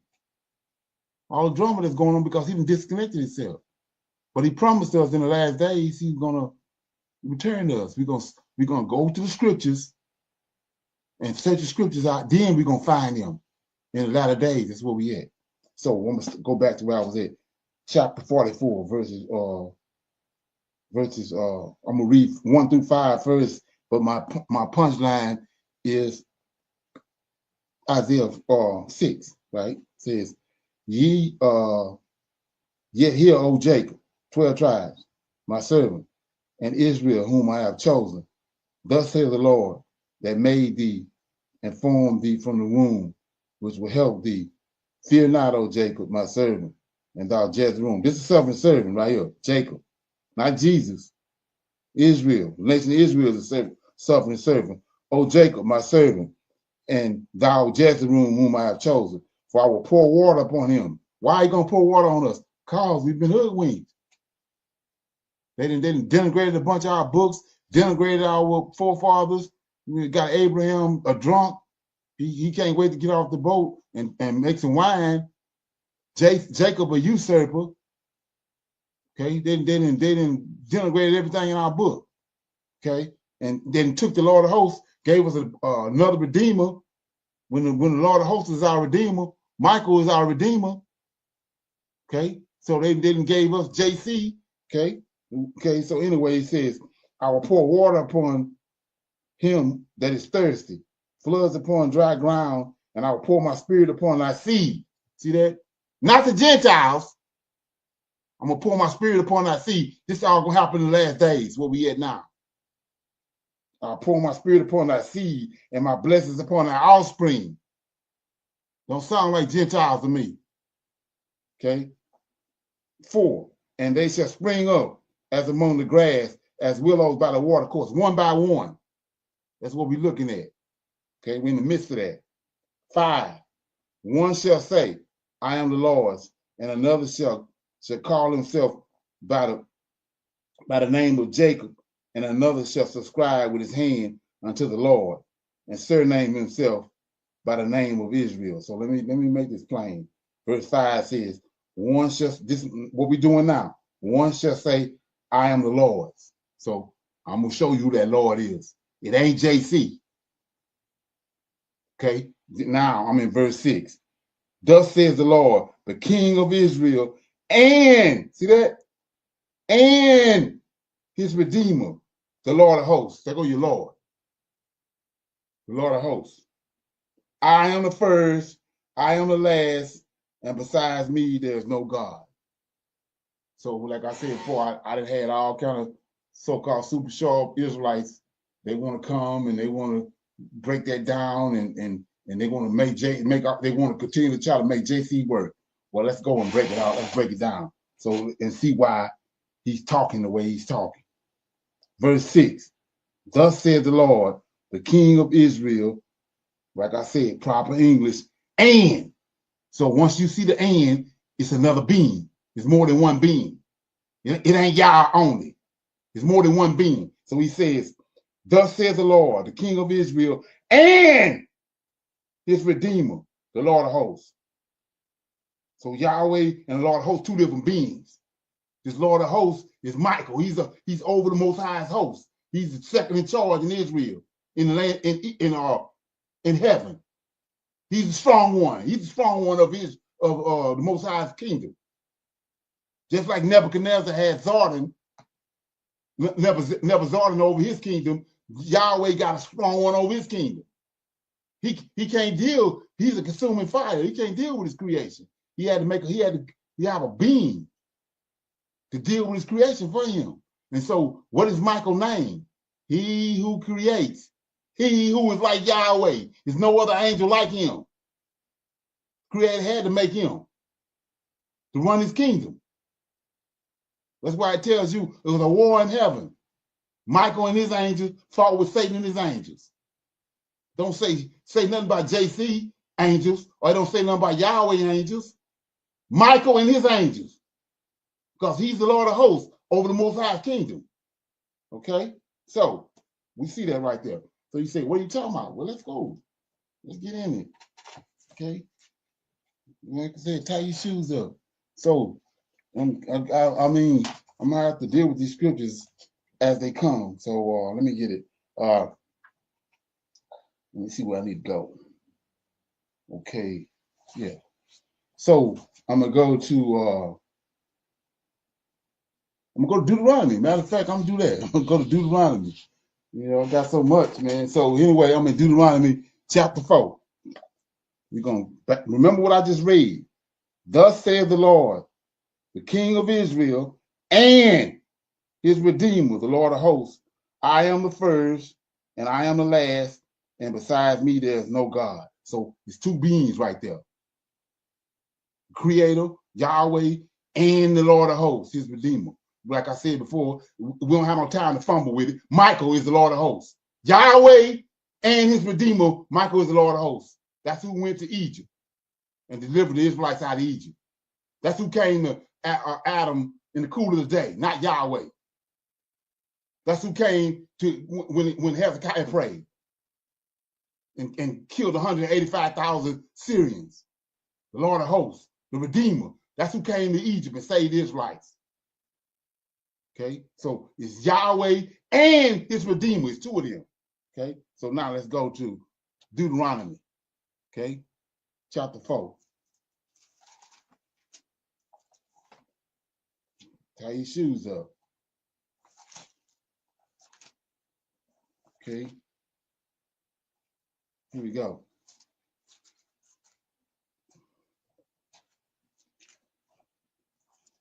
Deuteronomy chapter 4.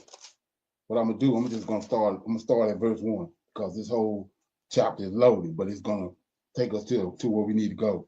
Let me see how I'm gonna do this. Okay.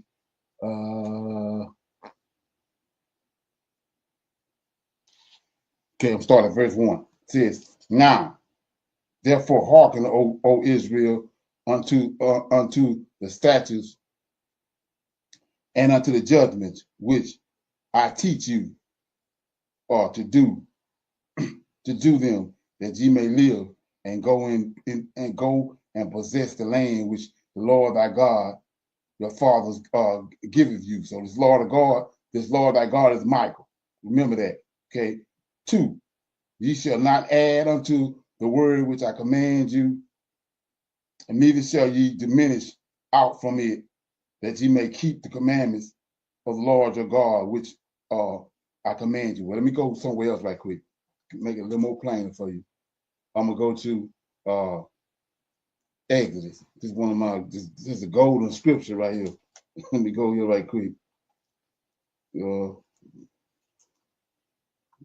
Get a little better understanding on what's going on. I mean, Exodus 23 and 20. And like I said, nothing what I'm reading, I didn't write it. Okay, it's been there. It's just that it's been hidden and hoodwinked. So I'm in 23, Exodus 23. Anybody been on this channel should know. I'm in 23 and 20. We on Mount Sinai, and the Creator God, Yahweh, came down on Mount Sinai, and he's talking to Moses in verse 20. He says, behold, I send an angel. See that? I send an angel. JC not an angel. I send an angel before thee to keep thee in the way and to bring thee into the place which I have prepared. So Yahweh got an angel to do all this for him. He ain't doing it. He got an angel. Like I said, he sent an angel to Adam in the cool of the day. That wasn't Yahweh. This angel that's been there from the beginning. So he says, 21, beware of him. He telling Moses this. Beware of this angel, obey his voice. Provoke him not, for he will not pardon your transgressions, for my name is in him. This should ring a bell, because this is what they put on JC. But we see right here it's an angel. He's overseeing. So if anybody's gonna die, anybody gonna get beat with a cat of nine tails, it's gonna be him. Anybody gonna get their beard plucked out, it's gonna be him. So he says, he will not pardon your transgression. This angel will not pardon your transgression, for my name is in him. Okay, same thing they telling you about JC. Okay, 22. But if thou shalt indeed obey his voice and do all that I speak, see that? Yahweh speaking to this angel. And he gonna come tell Israel. So if you do all that he tell you that I told him, see that? That's what he's saying. Then I will be an enemy unto thy enemies and an adversary unto thine adversary. So go back to what I just read. Let me do it right quick. Isaiah. Let me read it. Let me make this plain. So now I'm in Isaiah 44. Read it again. Verse 6. Isaiah 44 and 6. Thus saith the Lord, Yahweh, the King of Israel, and his Redeemer. They go to Redeemer. They didn't told you JC the Redeemer. And his Redeemer, the Lord of hosts. I am the first. Look what he say. I am the first, and I am the last. Remember that. I am the first, and I am the last. Besides me, there's no God. Now let's go back to Deuteronomy. Now I can read Deuteronomy chapter 4. Okay. So now I'm in back and forth. In verse 3. Your eyes have seen what the Lord did because of Baal-peor, for all the men that follow Baal-peor, the Lord thy God, he goes to the Lord of hosts, the Lord thy God have destroyed them. Did he say Yahweh? When you understand what's going on. The Lord thy God have destroyed them from among you.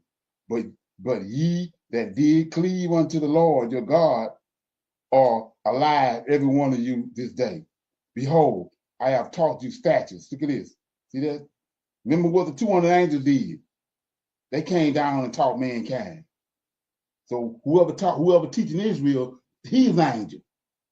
Behold, I have taught you statutes and judgments, even as the Lord my God commanded me. See that? I told you. He just told you. Whatever listen to what he say. Everything he telling you, I told him. So he says, behold, I have taught you statutes and judgments, even as the Lord my God commanded me, that ye should do so in the land whether ye shall go to possess it. Keep thereof and do them, for this is your wisdom and your understanding in the sight of the nations, which shall hear all these statutes and say, surely this great nation is wise and understanding people. For what nation is there so great who have God? See that? God so nigh unto them as the Lord our God is in all things that we call upon him for. And what nation is there so great that have statutes and judgments so righteous as this law, which I set before you this day? Only take heed to this verse 9. Only take heed to thyself and keep thy soul diligently, lest thou forget the things which thine eyes have seen, and lest they depart from thy heart all the days of thy life. But teach them thy sons and thy son's son, especially the day that thou stoodest before the Lord thy God in Horeb, right? when the Lord had said unto me, gather me the people together, and I will make them hear my words, that they may learn to fear me all the days that they shall live upon the earth, that they may teach their children. So you say, this brother off track. Let me backtrack right quick. I'm gonna read this right here. I'm gonna make it plain. Negroes ain't reading like this. So it says 10, especially the day that thou stood before them. Look at this. Especially I'm in verse 10. Deuteronomy 4 and 10. Especially the day that thou stood before the Lord thy God in horror. Right? So we in horror. Let's go back. So you gotta do this. Right? So let's go to Exodus chapter 3. Right quick. I want to make it plain. So I'm in Exodus chapter 3. Here we go. Right here. Chapter 3 of Exodus, verse 1. Now Moses kept the flock of Jethro, his father-in-law, the priest of Midian, and he led the flock to the backside of the desert, and he came to the mountain of God. See that? He came to the mountain of God, even the Horeb. Now verse 2. And the angel of the Lord appeared unto him. See that? So what they saying, God is his angel. The Yahweh just told them, I'm gonna send an angel. I just came down here for 6 days and a Sabbath. I'm going back up. This angel gonna be here. This who you dealing with. Deal with him. He's my representative. He's the Redeemer. Deal with him. Okay? Right here. Like I said, I didn't write it. Verse 2. And the angel of the Lord appeared unto him in a flame over fire. Remember that. Appeared unto him in a flame over fire out of the midst of the bush. Not Yahweh, in the midst of the bush. And he looked, and behold, the bush burned with fire, and the bush was not consumed. Go to the fiery furnace. Who came in the fiery furnace? It ain't Yahweh. Angel of the Lord came. Nebuchadnezzar said he looked, he put 3 men in there, but now it's 4 in there. One like the Son of God. That's the angel. Angels are sons of God. Same angel right here. So let's go back. I'm just going to make it plain for you. So now I'm in verse 10, 4 and 10, Deuteronomy 4 and 10. Go back here. We're going somewhere, right? Okay, now here we go. 4 and 10. Okay, 4 and 10 says, surely the day that thou stoodest before the Lord thy God in Horeb, I just showed you as an angel. And when the Lord said unto me, gather me the people together, and I will make them hear my words, that they may learn to fear me. See that? All the days that they shall live upon the earth, that they may teach their children. And you came near and stood under the mountain, and the mountain burned with fire unto the midst of heaven, with darkness, clouds, and a thick darkness. And the Lord spake unto you out of the midst of the fire. See that? And ye heard the voice of the words, but saw no similitude, only ye heard a voice. Let me read again. And the Lord spake unto you out of the midst of the fire. Ye heard the voice of the words, but you saw no similitude, only ye heard a voice. Now, let's go to 3. And he described, and he declared unto me his covenant, which he commanded you to perform, even the 10 commandments that he wrote them upon 2 tablets. Now let's look at that right quick. We got to do this. So it says in verse 13, and he declared unto you his covenant. So who got the covenant? Let's go right quick. This is somebody that ain't been on here on this line, so they don't know this. So I'm in chapter 2, right quick. We get it. Chapter 2, verse 1 of Judges. Chapter 2, verse 1. And the angel of the Lord, and the angel of the Lord, and the angel of the Lord came up from Gilgal to Beckham, and he said, I made you to go up out of Egypt. I have brought you into the land which I swore unto your fathers, and I said, I will never break my covenant. This is who got the covenant. Right here. Not Yahweh. This is who Israel got the covenant with. I said, I will never break my covenant with you. So now let's get back over here. I got to do this. Okay, so we back and forth. 12. And the Lord spake unto you out of the midst of the fire. Ye have heard the voice of the word, but saw no similitude, only ye heard a voice. And he declared unto you his covenant, which he commanded you to perform, even the 10 commandments. And he wrote them upon tables of stone. And the Lord commanded me at that time to teach you statutes, judgments, that ye might do them in the land whether ye go to possess it. Now here we go. This is what I mean at. Starting at verse 15. Take ye therefore good heed unto yourselves, for ye saw no manner of a similitude on the day that the Lord spake unto you in Horeb, out of the midst of the fire, lest ye corrupt yourselves and make you a graven image, the similitude of any figure, and likeness of a male or a female, the likeness of any beast that is on the earth, the likeness of any winged fowl that flieth in the air, the likeness of anything that creepeth on the ground, the likeness of any fish that is in the waters beneath the earth. Unless you lift up thine eyes unto heaven, and when thou seest the sun, check it out. And when thou lift up thine eyes unto heaven, and when thou seest the sun and the moon and the stars, even all the hosts of heaven, should it be driven to worship them and serve them, which the Lord thy God have divided unto all the nations under the whole heaven. Now here you go. Here we go right here. It's going to clarify Isaiah 44:6, right? The Lord and his Redeemer, right? But the Lord have taken you and brought you forth out of the iron furnace, even out of Egypt, this is the Lord of hosts, to be unto him a people of inheritance, as it is this day. Furthermore, the Lord was angry with me for your sake, and swore that I should not go over Jordan. This is Moses talking, and that I should not go in unto the good land which the Lord thy God giveth thee for the inheritance.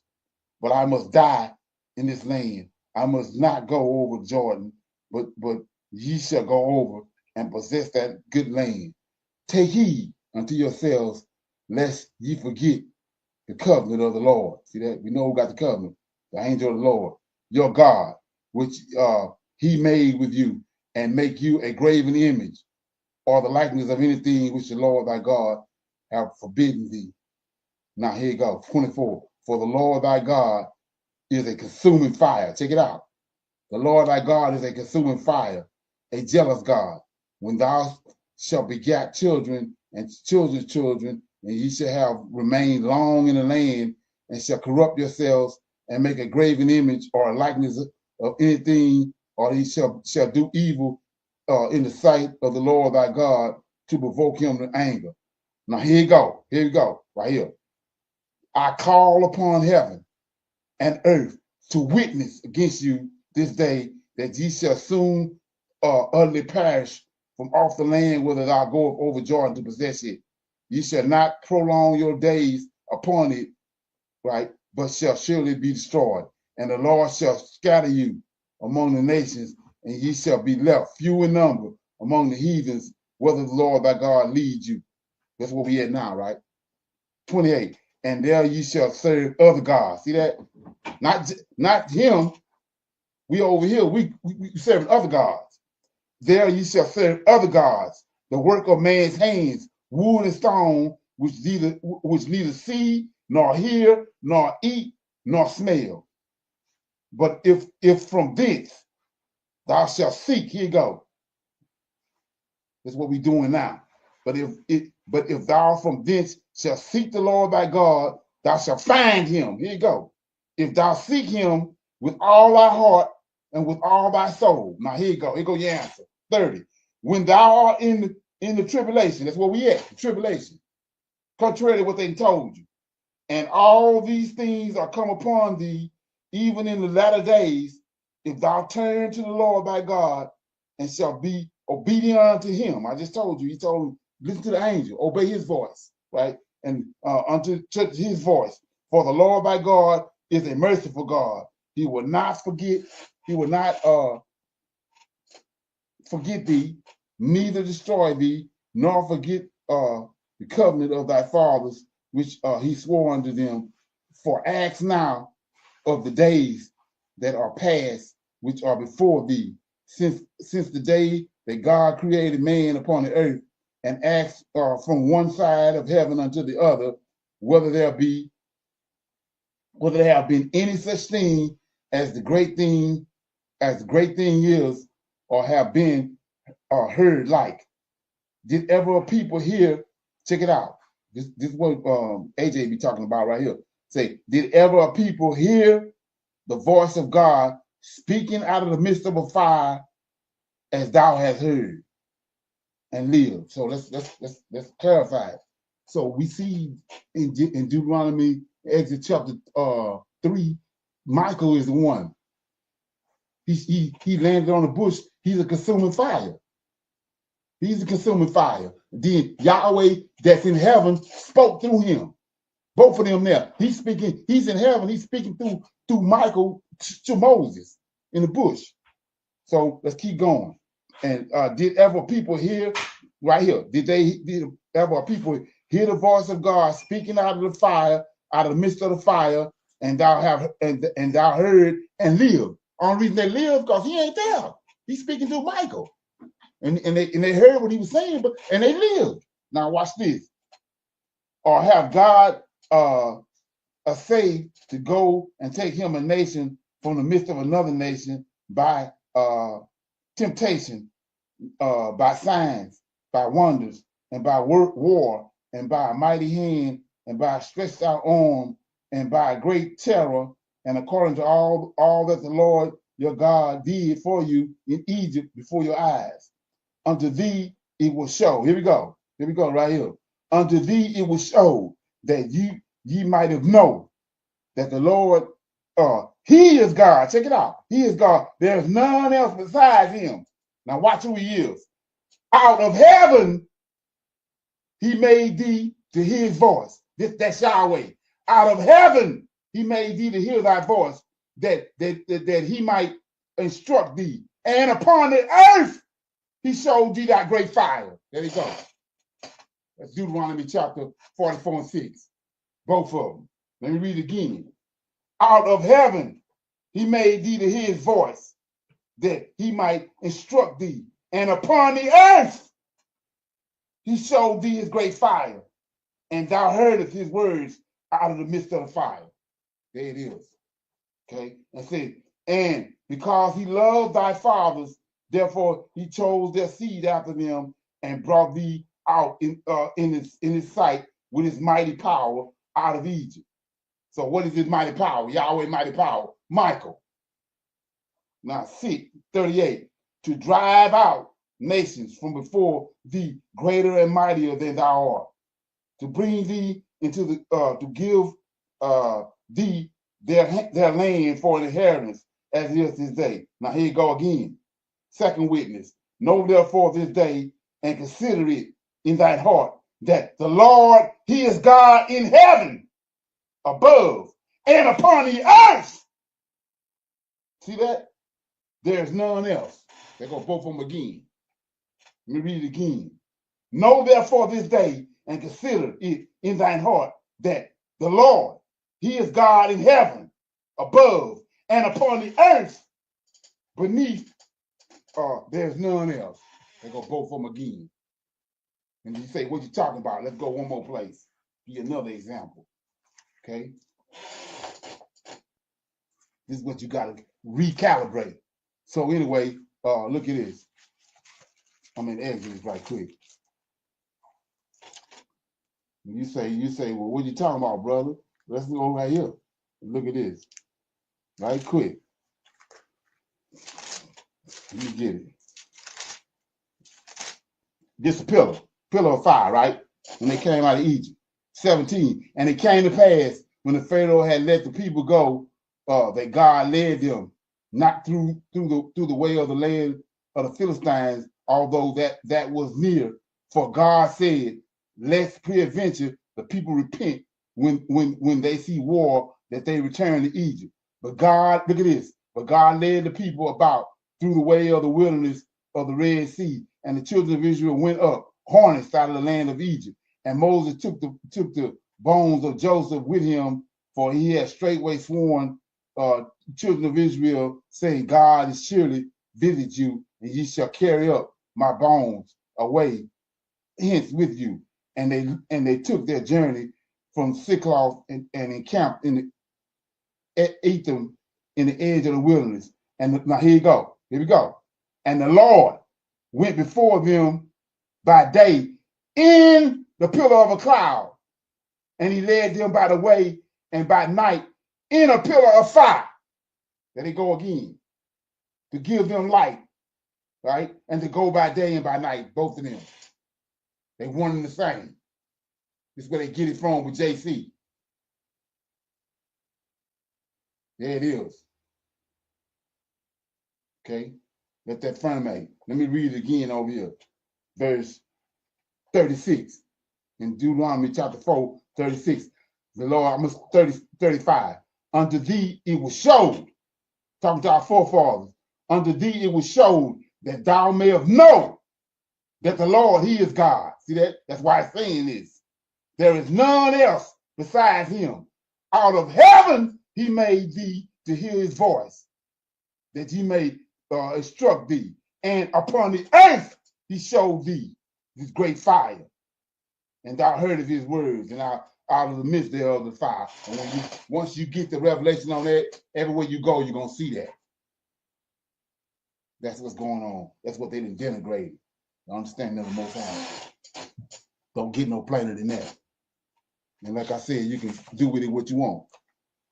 Put it on your back or let it roll off like water on a duck back, whatever you want to do with it. Okay? Any comments?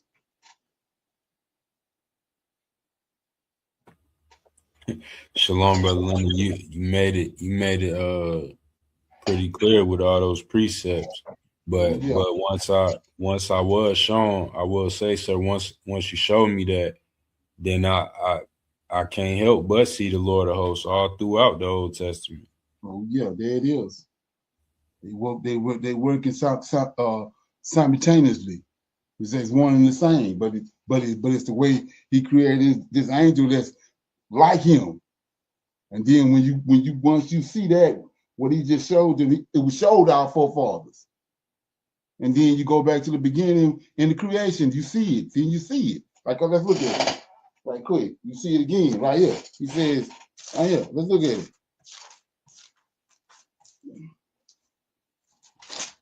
Chapter 1, Genesis 1. Genesis chapter 1, verse 1. In the beginning, God, Yahweh, created the heavens and the earth was without form and void. Darkness was upon the face of the deep, and the Spirit of God, this is the angel of God.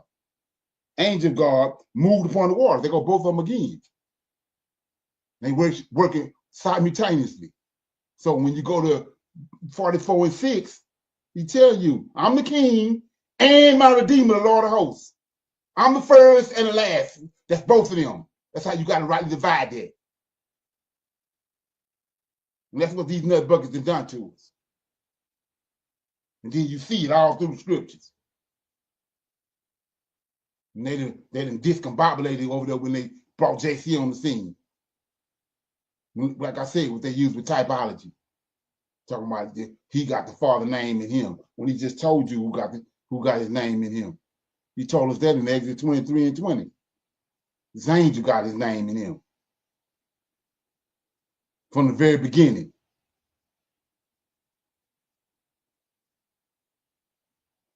Ain't that something? Right, yes, sir. It's all over. Once you get the revelation on chapter, what I just read in Deuteronomy 4 and 36 and 26, you come on, man. There it is. He said, I showed you. You saw it. When you saw it, you saw when you heard my voice from heaven, but you saw the fire that's down on earth. The fire is the Lord of hosts. And that's why they live.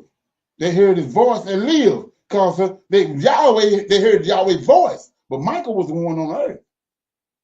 Come on. And he continues to keep telling you about his footstool. What's the footstool? The earth. Michael's on the earth. Like I said, the temple that's in Jerusalem ain't none of the Yahweh temple. Yahweh temple is in heaven. David and Solomon and all them, they ain't dealing with Yahweh. They're dealing with the Lord of hosts. David got a desire to build a temple for the Lord of hosts in Jerusalem, in Mount Zion. Not Yahweh. Come on. And then you remember we always was talking about that verse. It was clear. It had clarity on it then, but this gave it way more clarity when he says that they didn't know him as God Almighty. Remember that when he first went to Egypt? Right. Yes, sir. They didn't know me as God Almighty, but they knew me as Jehovah. See what I'm saying? But after he came and he shut down Egypt and delivered the Israelites out of that, then they knew it's two of them. They're the same. They're working, you know what I mean? They in sequence. Come on. Like I say, do with it what you want. We see that he said in the last days, we're gonna find out who he is. In the latter days, he's gonna bring it out, and then you're gonna consider it. The Israelite, the Hebrew, he's gonna consider it. Okay? Is there something? Right. And Brother Leonard, real quick, the name Michael. Yeah. Just how did that tie into his purpose? His name means he was like Yahweh. He's like Yahweh. There's no other angel like him. He's like Yahweh. He operates like Yahweh. That's why I was saying when they couldn't distinguish the difference until when he came to Egypt, delivered the Israelites. And then he, like I just read, he said, when I came to Egypt and I delivered you out of Egypt, you became my inheritance.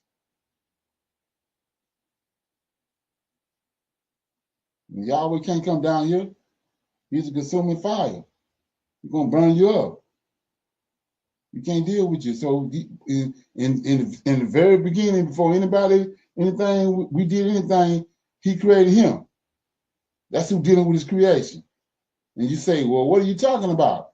That's why Mordecai, he could have made Mordecai the king, but he made Mordecai second in charge because that's where he ruling from. Joseph, he could have made Joseph the Pharaoh, but he made Joseph second in charge. And you see that all through the scriptures in the Old Testament. He's making them second in charge because that's where he ruling from. He got a counselor. Okay, and like I said before, you ain't gonna wake up and roll over on the side of the bed and get this information and rightly divide it. It's a process. Okay. So yeah, that answer the question. Right. Sure. Okay. You got anything else? Or if you don't, you can pick a scripture. Oh yes, sir. In Deuteronomy 32, verse 8 and 9, and Brother Leonard, I was gonna read this out of the Targum as well, because it kind of reads how it read in the verse I read earlier. And so, but with a little different information. And so verse 8 says, when the Most High made an allotment of the world unto the nations, which proceeded from the sons of Noah, in the separation of the writings and languages of the children of men at the time of the division, he cast the he cast a lot among the 70 angels, the princes of the nations, with whom is the revelation to oversee the city. Even at that time, he established the limits of the nations according to the sum of the number of the 70 souls of Israel who went down into Mizraim. And when the holy people fell to the lot of the Lord of all the world, Michael opened his lips and said, let the good portion of the name of the Lord's word be with him. And Gabriel, yes, sir. And Gabriel opened his lips with thanksgivings and said, let the house of Jacob be the lot of his inheritance. In Shalom, that was Deuteronomy 32, verses 8 and 9 in the Targum of Jonathan.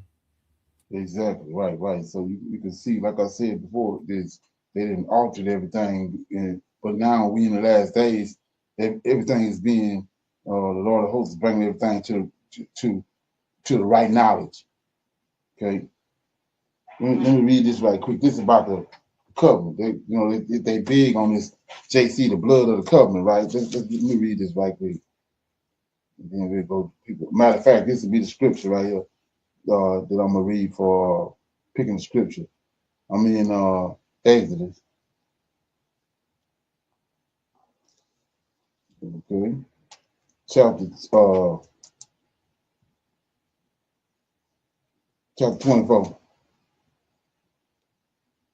Exodus 24. And I'm reading 4 and 8. This got to do with the blood of the covenant. This is 24, 4 through 8. Okay, 24, 4 through 8 says, and Moses, I'm gonna start at 1. And he said unto Moses, this is the Lord of hosts talking to Moses. He said unto Moses, come up unto the Lord, thou and Aaron, Nabahu, Abijah, the 70 elders in Israel, and worship ye afar off. And Moses alone shall come near to the Lord, but thou shalt not come nigh, neither shall the people go up with him. And Moses came and told the people, check it out. Moses came and told the people all the words of the Lord and all the judgments. And all the people answered with one voice. The people answered with one voice and said, all the words which the Lord has said we will do. So go back to Exodus 23 and 20. It's dealing with an angel. Okay, let me get it. That was 4. 5. Let me see. 4. And Moses wrote all the words of the Lord and rose up early in the morning and built an altar. Check it out. And built an altar under the hill. And 12 pillars according to the 12 tribes of Israel. Now here we go. And he sent young men, check it out. And he sent young men of the children of Israel, which offer burnt offerings and sacrifice peace offerings of oxen unto the Lord. Now 6. And Moses took half of the blood. Here go the blood. And Moses took half of the blood, put it in basins, and half of the blood he sprinkled on the people. Now here you go. 7. And he took the book of the covenant, this is the law, and he read in the audience of the people, and they said, all that the Lord has said we will do and be obedient. And Moses took the blood. You got the blood right here. Moses took the blood and sprinkled it on the people, and he said, behold, the blood of the covenant. Come on. So what the hell is that in the New Testament? See that? And Moses took the blood and sprinkled it on the people, and he said, behold, the blood of the covenant which the Lord have made with you are concerning these words. They got the blood of the covenant right there. But like I said before, because of what's been done to us, we read over this until the Most High gets somebody to shine a light on it. They got the blood of the covenant right there. So let me make it a little more plain. So if you thinking like a Hebrew, when the Lord of hosts called the 70 elders up there, right? And then it says in 3, Moses came and told the people all the words with the Lord of the Lord and all the judgments. And all the people answered and said with one voice, said, all the words which the Lord have said, we would do. Then Moses wrote all the words of the Lord, and he rose up early in the morning, and he built an altar. So if he built an altar, then he got to make some sacrifices. If he makes some sacrifices, some of it belong to them. They got to eat it. Okay? Look at this. Moses wrote all the words of the Lord, and he rose up early in the morning, built an altar under the hill, 12 pillars according to the 12 tribes of Israel. And he sent young men. See that? He sent young men of the children of Israel, which offered burnt offerings and sacrifice offerings and peace offerings of oxen unto the Lord. So we know part of it belonged to the people, to the Israelites. I mean, yeah, to the Israelites. So he says, Moses took offered this, okay, 6. Moses took half of the blood, put it in a basin, and half of the blood he sprinkled on the altar. Okay, so like I said, part of it for them. They got to eat it. These 70 elders. You're gonna see that in a minute. 8. And Moses took the blood, sprinkled it on the people, and said, behold, the blood of the covenant which the Lord have made with you concerning these words. Then went up Moses, Abihu, Aaron, Nabat, Abihu, and the 70 elders of Israel, and they saw, back to what I just showed you, they saw the God of Israel, and there was under his feet, as it were, the paved work of a sapphire stone, and as it were, the body of heaven in its clearness. And upon the nobles and upon the children of Israel, he laid not his hand. Also, they saw God, and did eat. There you go. Did eat and drink. See that? So he said, what are you talking about? Let's go. What are you talking about? Okay. Genesis 18. Let's go to Genesis 18. Ain't nothing new under the sun. Genesis 18. Here we go. See, the Lord appeared. This angel of the Lord, appeared unto him. This Genesis 18:1. The Lord appeared unto him in the plains of Mamre, and he sat in the tent door in the heat of the day. Lifted up his eyes and looked. Lo, there are 3 men, these 3 angels, stood by him. And when he saw them, he ran to meet them by the tent door, bowed himself toward the ground, and said, my Lord, it's the angel, Michael, if now I have found favor in thy sight, pass not away, I pray thee, from thy servant. Now watch what happened. Let a little water, I pray thee, be fetched. Wash your feet. Okay, like I told you, typology. Now, you get to the New Testament, they putting this on JC. And I will fetch a morsel of bread. Go back up. Let a little water, I pray you, be fetched. Wash your feet. See that? And rest yourself under the tree. See that? And I will fetch a morsel of bread. Same thing we just read. I will fetch a morsel of bread and comfort you your hearts. After that, ye shall pass on. For therefore are ye come to your servant. And they said, do so. These angels said. They said, do so, as thou hast said. Now watch this. Abraham hastened into the tent under Sarah and said, make ready quickly 3 morsels of fine meal, knead it, and make cakes upon the heat. Now watch this. And Abraham ran into the herd, just like we just saw over there in 24. He ran into the herd, and he fetched a calf tender and good, gave it unto the young men, and hastened to dress it. Now here you go. And he took butter and milk and the calf which he had dressed, and set it before them, and he stood by them under the tree, and they did eat. Same thing over there. Like I said, as long as you're dealing with JC, you ain't gonna see none of this. You're gonna fumble with it. Okay. So, with that being said, you got anything else? No, sir. Okay, so with that, with that being said, I'm gonna say shalom, shalom, and another shalom. So, like I said, you want some more of this? You can come stop by every Tuesday. We got Bible briefing. Okay, shalom, shalom, and another shalom. Shalom. recommend that you get this book and you read it because it's a must that you understand who God head is in the order that's in the Old Testament and Tanakh, because it's not the same as in the New Testament. And when you read this and you get an understanding, then the scriptures open up, and then you begin to understand. So I highly recommend that you get this book. It's the Elohim of Israel.